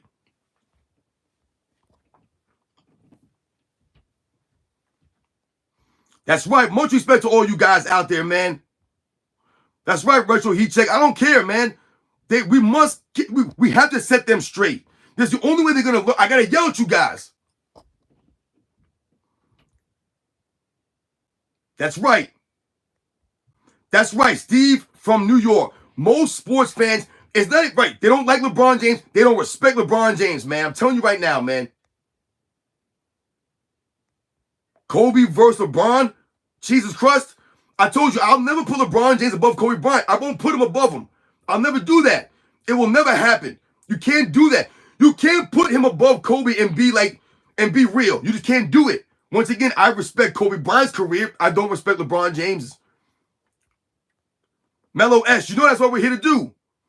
Yo, much respect to Russia. Shout out to Russia, man. It came down in the comments, man. Everyone watching my channel out there, Shout out to all you guys, man. Thank you. I didn't even know anybody was out there was watching me. Nemo, that's what I do here. We shut all this stuff down. It's all about the facts here, guys. I know we don't agree on everything. You know, sometimes I get crazy and I might say some harsh stuff, you know, and I go in sometimes. And we may not agree on everything. But I'm telling you guys, I'm coming from a place of truth. I'm telling you right now, I'm not trying to push any narratives. I keep my integrity. That's all it's about here. I'm giving you guys the facts off of what I remember watching growing up. I'm telling you the truth, man. This is the real. Michael Jordan, his era. These guys were not plumbers. They were not taxi cab drivers. I've never promoted the 90s as the greatest era. I've told you guys what? It was the most popular era. It was the golden era. That's what I've told you guys. From like 1985, 83, 85, that range from like to like the late 90s. To me, that's the golden era. When you had Dr. J and Larry Bird, Magic Johnson, Kareem Abdul-Jabbar, and Isaiah Thomas and Moses Malone, Dominique Wilkins, right? That mid-80s, that early 80s, right before Michael Jordan and his crop came in, right? Into the 90s. That to me is a golden era, man. I'm not saying these guys were better than the other eras, but one thing I'm telling you right now as it relates to this era now is that these guys in this era don't have the respect because they're not giving the effort that those guys gave. That's true. You can just watch that. The effort's not the same. It's not the consistent effort on both ends, man. You can tell these guys played for the love of the game. They showed up. Right, so that's all I'm doing on this channel is putting respect on the era, the 80s and the 90s, the golden era of basketball. When the game went global, that's Michael Jordan's era, man. That's why the game was so popular. It was a well-balanced league, man. You had teams running full court presses, half-court traps. Like this is what was going on. You had pure point guards. My teams ran systems. Everyone played differently. Right, the West Coast teams played different than a lot of the East Coast teams. Right, the East Coast was known for being a more grind-out, physical, defensive conference, where the Western Conference, when I was growing up in the 90s, was known more of a high-octane, higher scoring, right, more of a fast break type of conference. That's how most of it, not every team, but most of the teams were. Right, some exceptions like the Utah Jazz were not like that. They were more of a defensive team, the Utah Jazz. But for the most part, the game was just more balanced. Like I said, it was a different game. Marty Manigault, soccer is the best sport or the best game, not basketball. Well, I mean, that's your opinion. Soccer's great. You know, my daughter plays soccer. But I told you guys what? And there's no disrespect to anybody who plays soccer, man. But when I was growing up, man, the tough guys never played soccer. We didn't play soccer. You played either football, basketball, or baseball. That's when I was growing up. You know what I'm saying? I didn't play hockey. But soccer, the soccer players, they were known as the floppers. See, I've talked about this in past videos. This is how the game has evolved and changed in a negative way. Today, the NBA players are known for floppers, right? For flopping around and being actors. When I was growing up in the 80s and the 90s, it was the soccer players, the professional soccer players. They were known for floppers, right? Always trying to draw a red card so they would throw themselves onto the grass or they would do some stupid, acting job. That's what they were known for when I was growing up. They were known for being soft. Now the NBA players are wearing dresses to the games, being all weird, flopping around. They're the soft ones now. The soccer players are probably laughing at the basketball players right now. It wasn't always that way.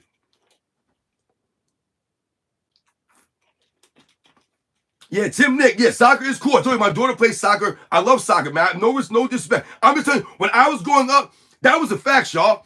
If you didn't play football, basketball, base, those were known as the quote-unquote macho sports, man. I know we got to be careful in society when you use the word macho or any kind of this kind of stuff. But I'm telling you right now, those are the facts, guys. Those are the facts.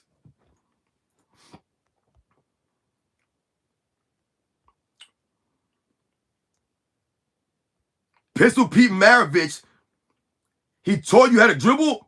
Yo, that's crazy, man.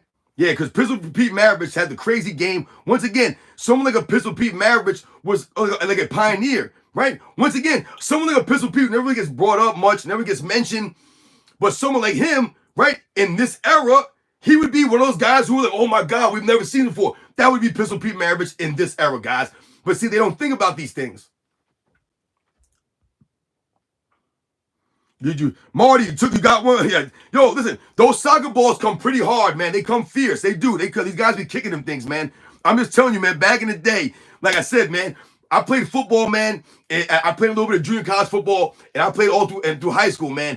And like I said, when you played football, that was around the same time as like soccer season, man. And we, like I said, we didn't get down with the soccer players like that. Now the girls soccer players was a different story. We didn't mind watching them. That's right.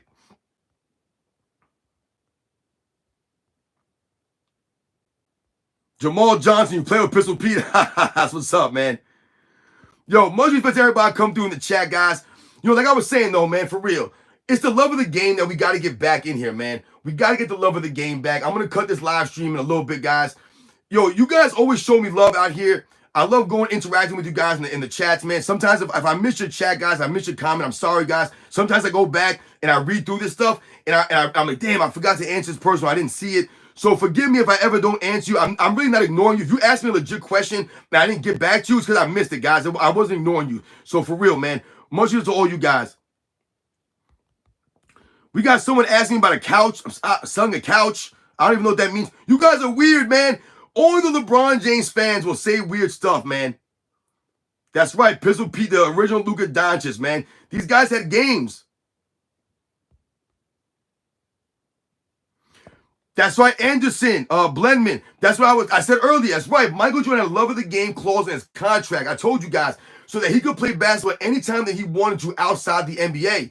I told you the players today, they're more concerned about no trade clauses or being able to sign a max contract or being able to have, you know, the ability to, you know, a player option ability or something like that. That's all they're concerned about. They're concerned about protecting their brand.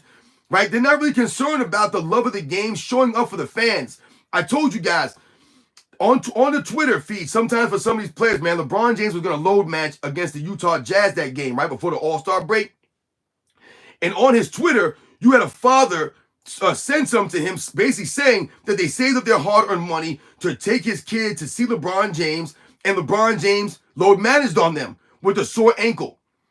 Right? And they were begging LeBron James to play in that game. You know what, guys? They never had to beg Michael Jordan to play. The fans never had to beg Michael Jordan to play. They never had to be worried about that. You never had to worry that if you went to a Chicago Bulls game, that Michael Jordan was going to be there. He rarely missed a game. Rarely. If Michael Jordan missed a game, there was something seriously wrong. Michael Jordan just could not go. He needed that day off. He had to rest that game. That's Michael Jordan's reputation. He didn't miss games. He never missed games. He was going to be there. That's called the love of the game. That's called respecting the game and respecting the fans. Michael Jordan knew that people were going to be there to watch him play. He felt obligated to show up to work. Don't you, like, where's the obligation of these guys to show up to work? They don't have that anymore. No one feels obligated to do anything for the fans. They're entitled now. The entitlement I was talking about in that video. This is what we're dealing with now. They're so entitled that they feel that it's a crime, that they're being forced to play 65 games. Are you kidding me? It's insane for any of these idiots, these millionaires, these sensitive babies who are supposed to be grown men to be complaining about playing 65 games, for having the NBA hold your foot to the fire because you guys don't want to show up to work. It's a joke. That's right, Odell.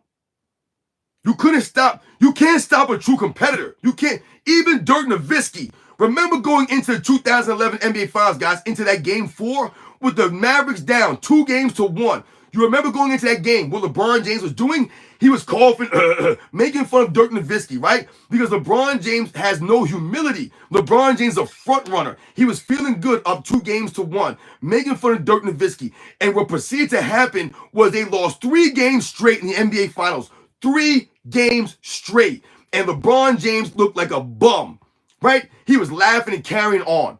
That's LeBron James, y'all. And Dirk Nowitzki came out that game and busted them down for the rest of the series.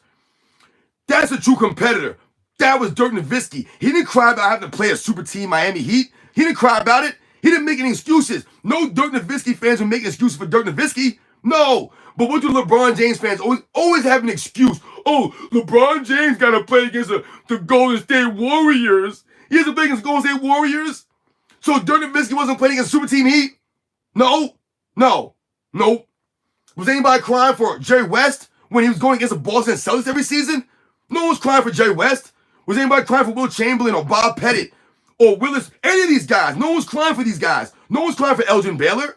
No one was crying for Oscar Robertson. No one was making excuses for any of these guys. They had to get it done. No one made excuses for the Sacramento Kings. Does anybody make excuses for those guys? No, they had to go against the Lakers. 3 straight seasons. They got beat by the three-peat Lakers. They got beat in 2000 in the first round, 2001 in the second round, and 2002 in the third round. No one cried for them. No one cried for them.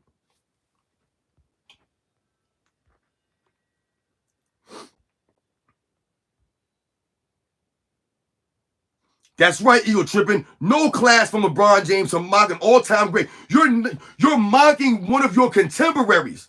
Dirk Nowitzki's an all-time great. He's a legend. And he was mocking him in an NBA Finals up 2-1. What Kobe Bryant would have said, the job ain't done. The job ain't done. He was up 2-1. He's mocking him.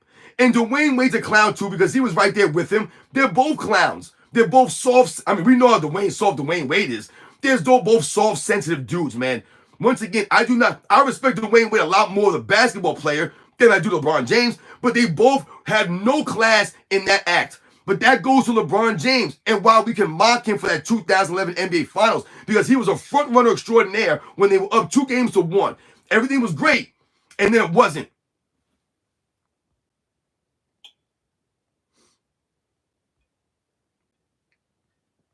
Yo, shout out to all you guys in the chat, man. I'm going to keep it going for like, I don't know, maybe like 10 more minutes, and then I'm going to cut it.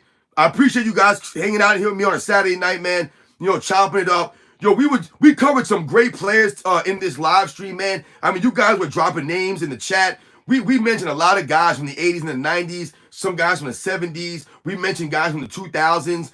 Shout out to all you guys who I told you, man, you guys are real basketball fans. Real recognize real. You guys respect and appreciate the game. This is why we're standing up. This has never been hate. I do not hate the NBA.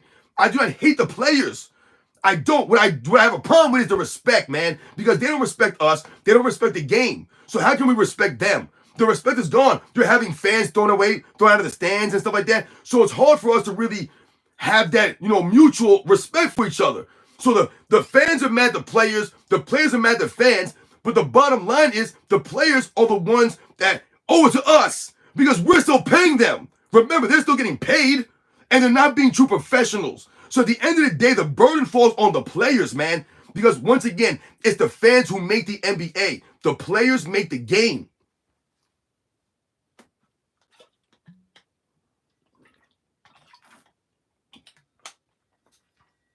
My man can't stop the grind. Said Kobe was swept in 2011 by the same Mavs team. Oh, really? He got swept by the same Mavs team?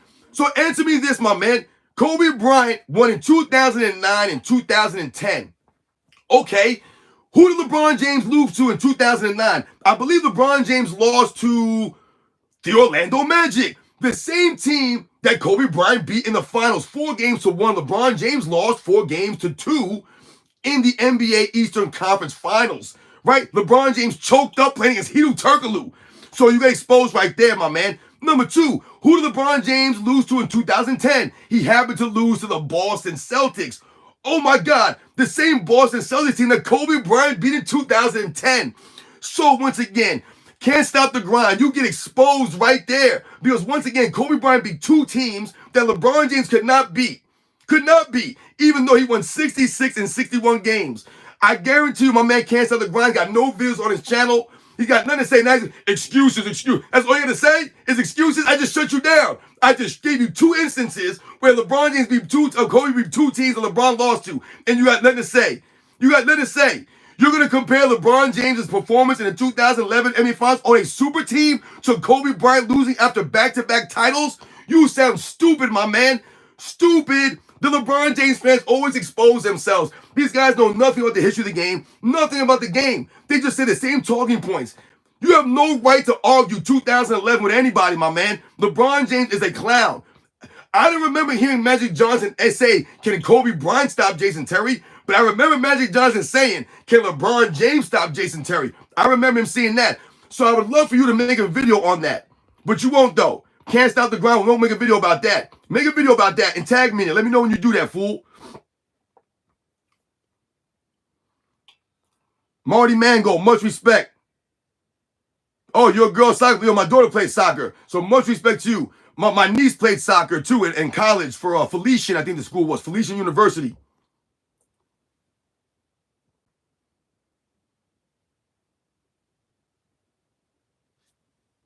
That's how we do it here. You guys know, man, you can't come at me, man. You guys, see, the LeBron James fans are hilarious, man. And this is why I made my channel. Because when I was seeing people on YouTube and social media, the things that they were saying, they were so off. I was like, there's no way in hell that this has got to be real. That these guys are really making these kinds of videos and people were watching this crap. I was like, no way, man. So I saw some other channels like Too Raw for Sports, Chronicles of Judah, Dreamers Pro. I saw some of these other channels and I was like, wait a second. These guys are making sense. They're standing up to the lies. I'm going to do the same thing.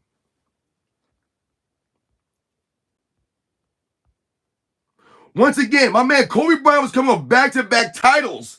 Where was LeBron in 2009, 2010?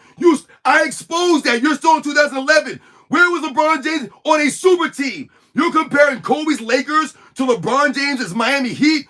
Once again, you've exposed yourself as not being genuine. You know nothing. You're a blind witness to LeBron James. LeBron can do no wrong. You're bringing up Kobe. You look stupid. All you're doing is making LeBron James look worse.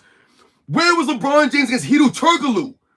Hedo Turkoglu was balling all over LeBron James' head. Where was LeBron James? Now he said Kobe's Lakers were a super team in 2011. You see this, guys? These are LeBron James fans. They don't make any sense. He's just talking nonsense. Yo, my man can't stop the grind. I'm going to bounce you up out of here because you're not saying anything. No facts, my man. No facts. Go make a video right now. Put your face on camera and tag me in it. It's the only way you're going to get to me. These guys are so funny, man. Exactly. That's right, Ego tripping. These guys don't know anything, man. So I had to boot them. Whatever they say, and then I debunk it, I dispute what they say, they come with another argument, something different. That makes no sense. He's talking about Kobe Bryant in 2011 playing on the Lakers as a super team now. Now Kobe Bryant's Lakers are a super team. I don't understand how Kobe Bryant's 2011 Lakers are a super team and LeBron James' Miami Heat are not. These are the LeBron James fans. I told you, they excuse LeBron James for everything. They're delusional. Remember, LeBron James never has enough help. Dwayne Wade's nobody. Chris Bosh. Remember, LeBron James makes his teammates better, but at the same time, they're always tearing his teammates down.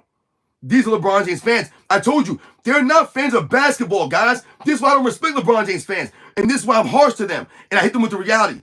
They're not fans of basketball. They're not. They don't respect it. They don't have no standards. No standards. LeBron James can eat food on the bench. They don't care. LeBron can flop around. They don't care. LeBron James can tell them to go back to their boring lives. They don't care. No honor. No love. They don't love the game. Marty, man, Monagold, I might be going to the Celtic Cup Finals. Yo, much respect. That's cool as hell. That's right, Tim Nick. I told you, I've had arguments with these clown LeBron James channels. They tried to argue me that LeBron James was a better shooter than Michael Jordan because his field goal percentage is laughable. Yo, I think I missed somebody. Yo, recipes with Reed. I'm sorry I missed your super chat. Thank you, man, coming through for the super chat. Remember when LeBron got dunked on in his own basketball camp? That's right. And tried to cover it up by not seizing the video footage. Soft as hell. See, this is where LeBron James, yo, recipes with Reed. Thank you very much, man. You run the money. These are all the things that have happened throughout LeBron James' career. They tried to delete stuff like LeBron James deletes his tweets. They try to rewrite stuff, right? So they'll delete the history and rewrite it. They'll bend the reality with a narrative. Everything has to fit to a narrative, so they have to bend the reality. Because the reality is going this way. They got to bend it to fit their narrative so it connects. They're trying to connect all these dots. It's all over the place. Michael Jordan don't need no help from the media. He'll just promote himself on social media. We don't have to lie for him in our videos. It all speaks for itself. So recipes to Read, you're running the money.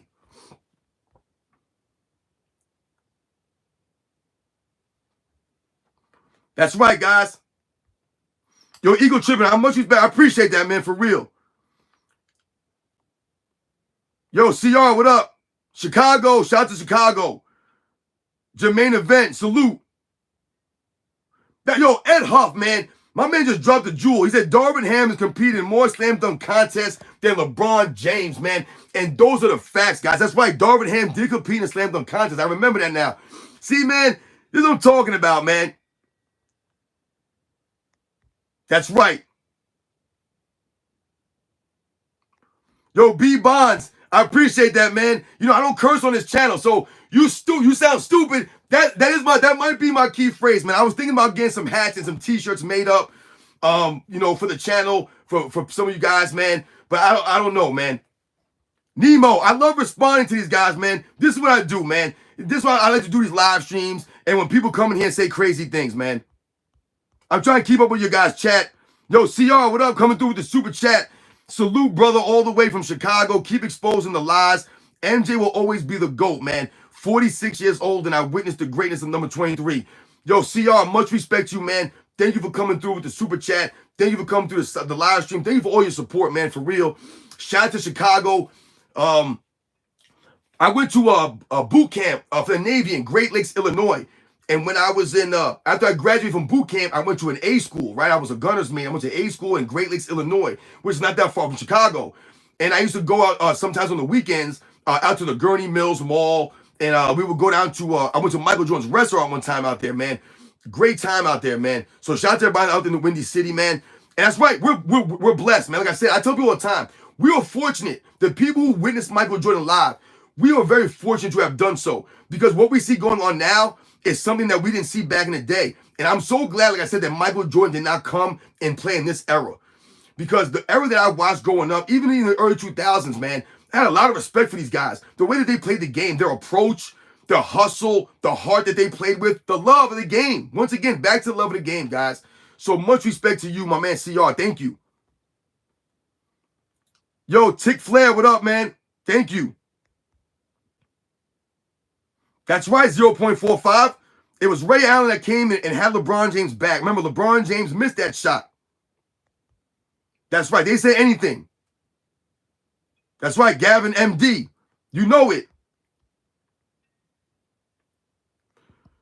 211 BGTV. I don't hate LeBron James or his fans. I don't respect LeBron James or his fans. That's what it is. I don't respect y'all because you guys don't respect the game and you're not holding LeBron James to a standard. Like, think about it. You guys are fans of LeBron James, right? The LeBron James fans, what do? They spend most of their existence on Michael Jordan channels or Michael Jordan fan pages or Kobe Bryant fan pages. And all they do is try to tear down the eras that these players played in. Not just a player, they tear down the entire era. The entire era with lies, narratives, all kinds of weird statements. So I don't respect that nonsense. It's the LeBron James fans that have destroyed sports talk. They're the ones that started calling everybody bums and taxi cab drivers and slow, unathletic white guys. I never heard any of this stuff when I was growing up. I never heard any of this stuff. Only the LeBron James era fans have started all this nonsense. Yo, I'm trying to keep with some of you guys' chats, guys. Yo, I love the Bulls in the 90s, man. Like I said, I grew up in New York, a New York Knicks fan, but everyone loved the Bulls. They were rock stars in the 90s, man. They were literally everywhere. They were on TV. Michael Jordan was everywhere. Yo, shout out to Marine Corps, man. Yeah, I was in from 1999. I was in the Navy from 1999 to 2003.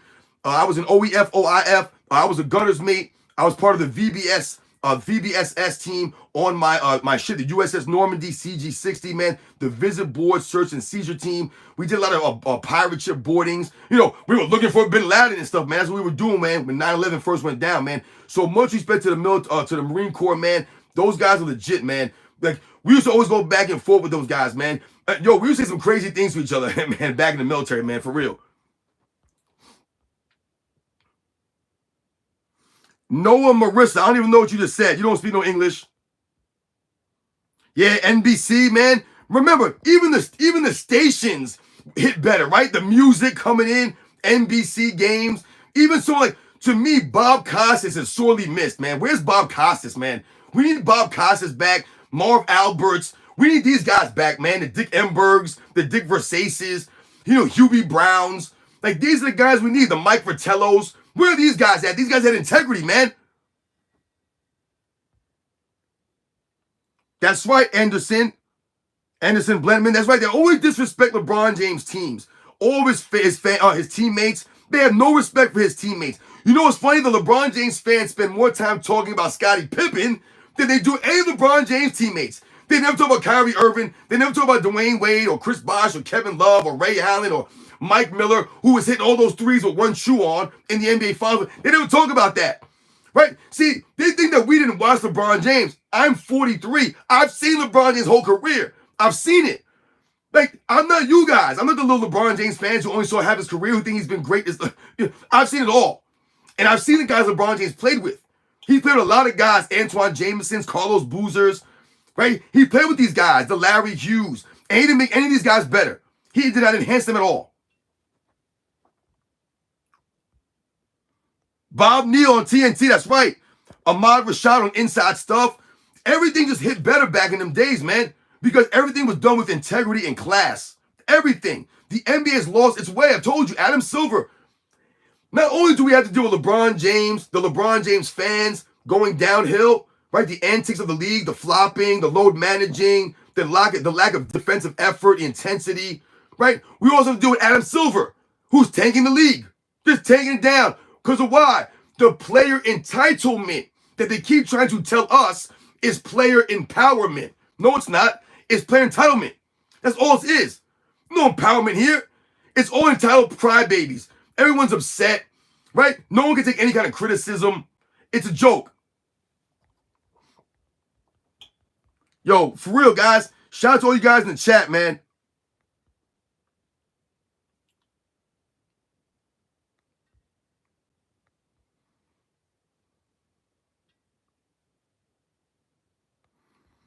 I told you guys, for me, LeBron James would probably be somewhere in my top 15, top 20. To me, I'll be honest with you guys. I never thought about lists, like a 1 through 10 list, right? I never thought about these things. I just started doing this since I made my channel. I thought about guys and things of that nature, but I've always told you guys the same thing. Michael Jordan to me is up here, and it's everyone else. It doesn't matter who you have, as long as I'm LeBron James second. And I told you, if you think Bill Russell's the greatest, that's great. Kareem Abdul-Jabbar, Magic, Larry Bird, Kobe, Tim Duncan, Hakeem Olajuwon, Dr. J. I don't have a problem with these guys. Will Chamberlain, Bill Russell. I don't have a problem with these guys being the greatest of all time. I respect these guys' careers. I respect them as basketball players. So I have no problem with those guys being in a top 10 conversation. For me, the respect is not there for LeBron James to be above those guys. He doesn't carry himself with any kind of integrity or honor.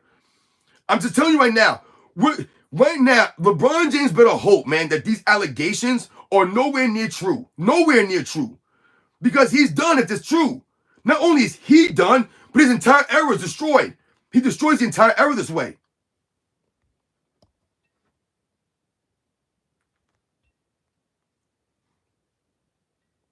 Yo, for real, guys. You guys were hitting up for real. Memory lane, my man Ed Huff. You said it. Pippen number 1. I told you, Pippen to me is a great all-time great player. But when we think about the 90s, this is where you lose me. A lot of the LeBron James fans, right? You guys lose me when you try to tell me that the 90s was not great. It was weak. But at the same time, you're saying that Scottie Pippen is that great. It can't be both. It can't be both. Yo, Jordan versus LeBron, what up?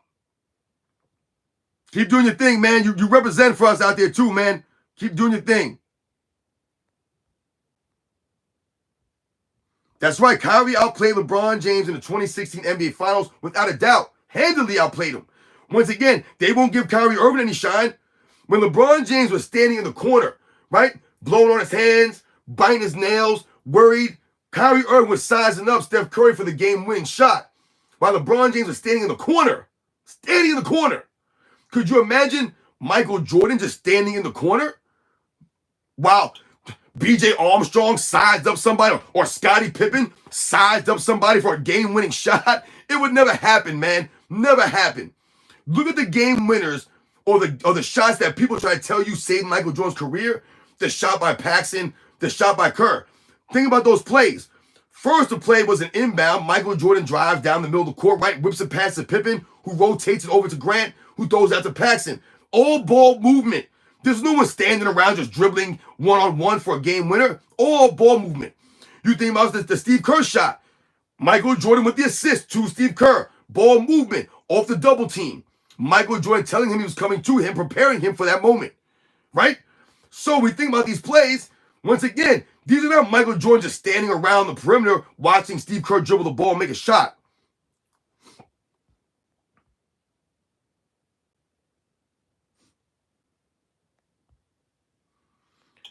On my all-time small forward, I told you guys, LeBron James is number 3. I have Larry Bird number 1, and I don't think it's a question. I have Dr. J over LeBron James at number 2, which I know a lot of people find controversial, but I can't put LeBron James above Dr. J. To me, Dr. J, once again, is more iconic. To me, Dr. J is a greater rebounder. To me, Dr. J was a more consistent defensive player, more consistent. Obviously, I think athletically, they're both very gifted athletically, and the overall offensive game of a Dr. J is just as great as LeBron James, if not greater. LeBron James' offensive game is basic compared to a Dr. J. Dr. J has a much better layup package. He's a much better dunker. I'm going with Dr. J, man. Like I say, he's a better leader. He has all the intangibles over LeBron James. So I'm going with Dr. J. And I got LeBron James third. Then I'll have probably John Havlicek. And then I have probably Elgin Baylor or Rick Barry or, some of these other guys down the line. I think maybe Scottie Pippen to me would be like, I don't know, maybe number 8, somewhere around there maybe. Like I said, you have a Rick Barry, a Dominique Wilkins, some of these other guys that you could think about for a small forward list. I don't know if I can put Kawhi Leonard there because the man's never playing.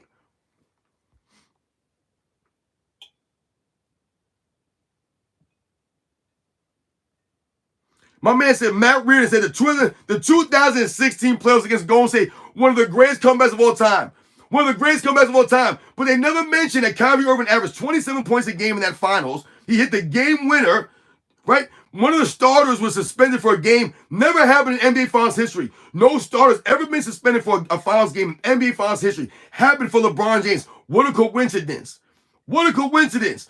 Guys like Richard Jefferson played huge in that Finals. Iman Shumpert. They never talk about J.R. Smith at halftime, coming out of halftime of Game 7. They never give J.R. Smith any flowers. If that would have been Michael Jordan's teammates, they would have been pumping them all up. Right? They never gave his teammates credit. Coming out of halftime, the Cleveland Cavaliers were down by 7 points, right? Coming out of halftime. And everyone was saying the Cleveland Cavaliers were done. They were down by 7. And what happened in the beginning of the third quarter? J.R. Smith came out and hit 2 consecutive 3-point shots. 2. And brought the Cavaliers to win 1 point. And that changed the momentum of the game. No one ever talks about J.R. Smith. All they ever do is remember J.R. Smith being pointed at by LeBron James. That's what LeBron James does for his teammates.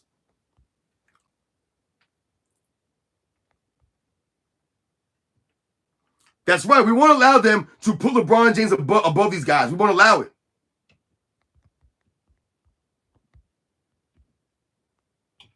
Yo, Rob Chesley, what's up, man?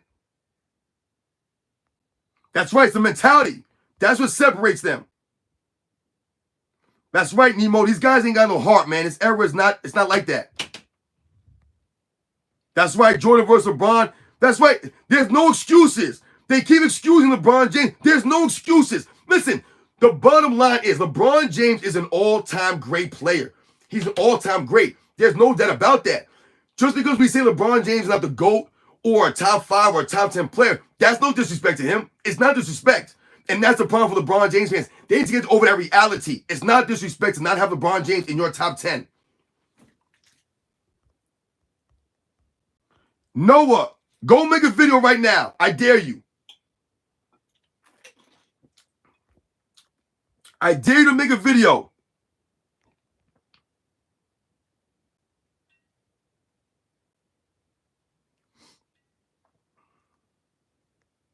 I'm trying to read some of you guys' comments, man.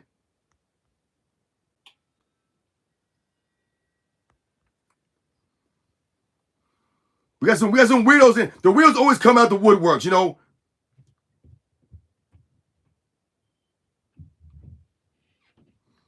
JC on Harris. I guarantee this guy has no videos on his channel. See, it's always the LeBron James fans who think they know basketball that don't know basketball. That's why they have no videos. They come to all the Michael Jordan channels to learn the game. That's why you're here, to learn the game. So you can say whatever you want in the chats, make up these weird statements, but you have no videos. You have no credibility. You don't have a leg to stand on. You guys are not on my level. This is why I don't pay you guys no mind. This is why I keep telling you to make videos. Make a video. It's so simple. This is YouTube. Put yourself on camera, make a video, and say, hey, man, Sports and Fitness Rants don't know basketball. He lied about this, and break it down. Break it down. You cannot do what I do. You don't know the game like that, and you did not watch the game growing up like I did. You didn't. You guys can't say anything. What happened, guys? The Nuggets game is over. LeBron James and the Lakers lose. I guess I got to make a video about that tomorrow morning, maybe. I got to go back and check some of this film. I got to go watch some of the game, man. Maybe my man Angry Old Hoops will do a breakdown and we could laugh. Maybe LeBron James flopped around. How many foul calls were made? How many free throws were shot? Is he going to cry after the game? I told you, the Lakers lack consistency, man. They win 2, they lose 2. They win 1, they lose 1. Right? They have a negative point differential in the season. They're not a top 10 team in any aspect of the NBA. Not rebounding, assists, none of this stuff. Scoring, defense, nothing. They're inconsistent at best. Jason Harris, let's talk about you. You're in my chat, fool. I'm calling you out. What is your response? That's your response? I called you out to make a video. So are you going to be a man and accept the challenge, or are you going to keep chatting like a little punk, soft, feminine dude? You guys are feminine. This is female energy you're coming at me with. You're stalking me right now. I called you out.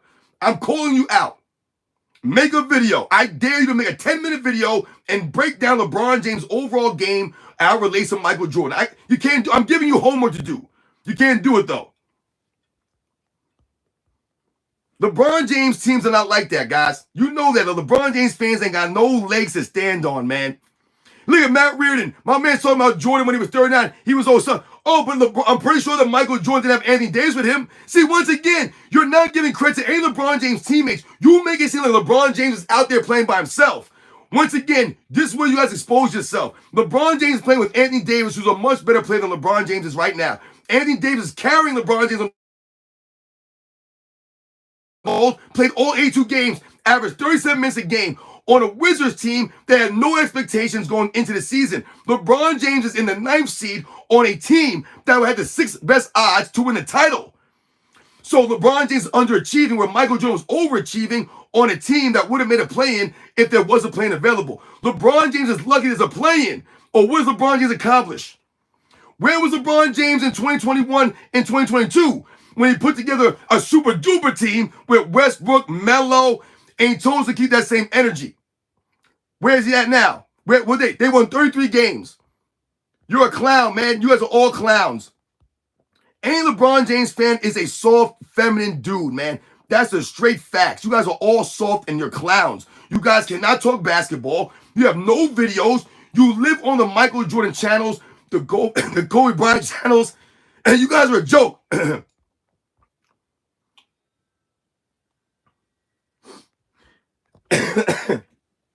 I like going back and forth sometimes, but if they don't talk facts, I get them out of here. But I'm gonna cut the live stream off anyway. It's getting kind of late. We've been going on for a while now. I didn't realize it was going that long. That's right, Harris. You keep putting them smiley emojis on. Still no video. You could have made a video already, you fool. We'll see you later, man. Go make that video.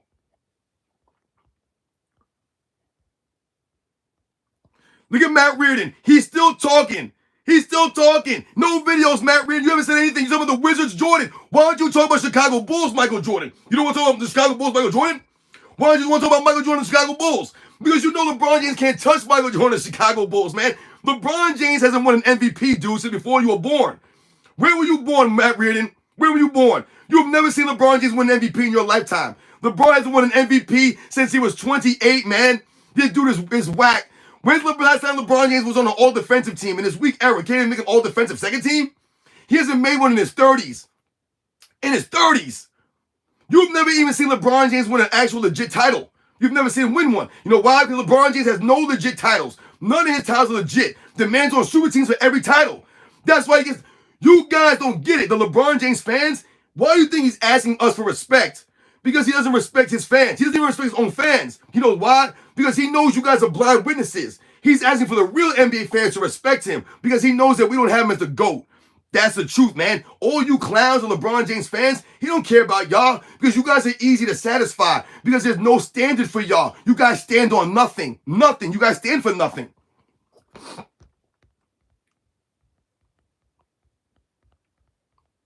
Guys make me laugh, man. I tell you guys all the time, they can't touch me out here, man. You guys don't got it. You guys just don't. That's right, Nemo. That's right, Science. Michael Jordan had like 3-game winners on the Wizards. Michael Jordan set a standard. He lived up to that standard. He still earned the respect on the Wizards. Still earned the respect. Give me Michael Jordan on the Wizards any day over LeBron James on the Lakers, man. LeBron James on the Lakers, nothing but a shot-chucking fool who travels everywhere, carries the ball all over the court, gets his teammates traded, right? Coach, how many coaches he had in LA? How many coaches he had in LA? His first season, he got rid of the coach. This is his third coach, guys. Third coach in LA. LeBron James a loser, man. The dude is a fake fraud clown, man. No respect, no honor. That's why he's asking for it. He don't play for the love of the game like the guys back in the day did.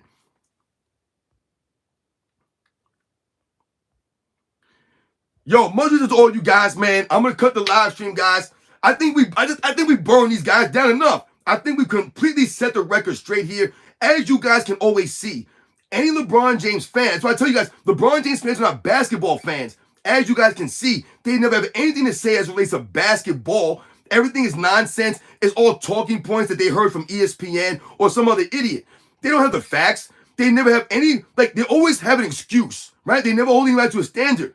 So much as all you guys, man, for real. Ego tripping, man. Isaiah W, man. Jermaine Event, Mello S, Odell from the SIP. Thank you guys, man, for real, man.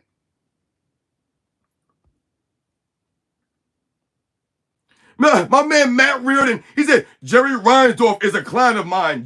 Jordan had zero respect and zero honor. They kissed his cryberry ass. That's right. That's why Jerry Reinsdorf was paying Michael Jordan after the first retirement when he was playing baseball. Jerry Reinsdorf was still paying Michael Jordan's salary when he didn't even have to.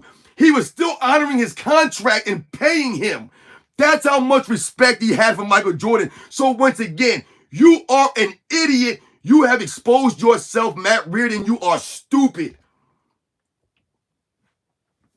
Guys, you can't come at me, man, with this nonsense. You're making up stories. Michael Jordan earned it, man. He's one of the most honorable people in the NBA's history. He's honorable. He carried himself with honor and class and integrity. He always gave his teammates credit. He always took the blame. He never blamed Phil Jackson. He gave Jerry Krause credit. He gave Jerry Reinsdorf credit. And he always showed up for the fans for a love of the game, man. That's why Michael Jordan is the people's champ. He's the GOAT, voted on by the people. The people, not me. The people, all of us collectively agreed that Michael Jordan is the greatest basketball player of all time. We've all agreed on this. There's no debate here. You guys know the deal, man. I'm going to get up out of here, man. Yo, thanks everyone. Everyone subscribed to my channel. Anyone who's supported my channel, donated any money, any of that stuff, guys. You know it's very humbling for me, guys. We must continue to set the record straight. Stop the lies. Stop the narratives. Hold these guys to a standard. All these professional athletes, they must be held to that standard of true professionals. They must continue to carry themselves with honor, integrity, class, and respect the game and respect the fans, man. Show up to work. You guys know the deal.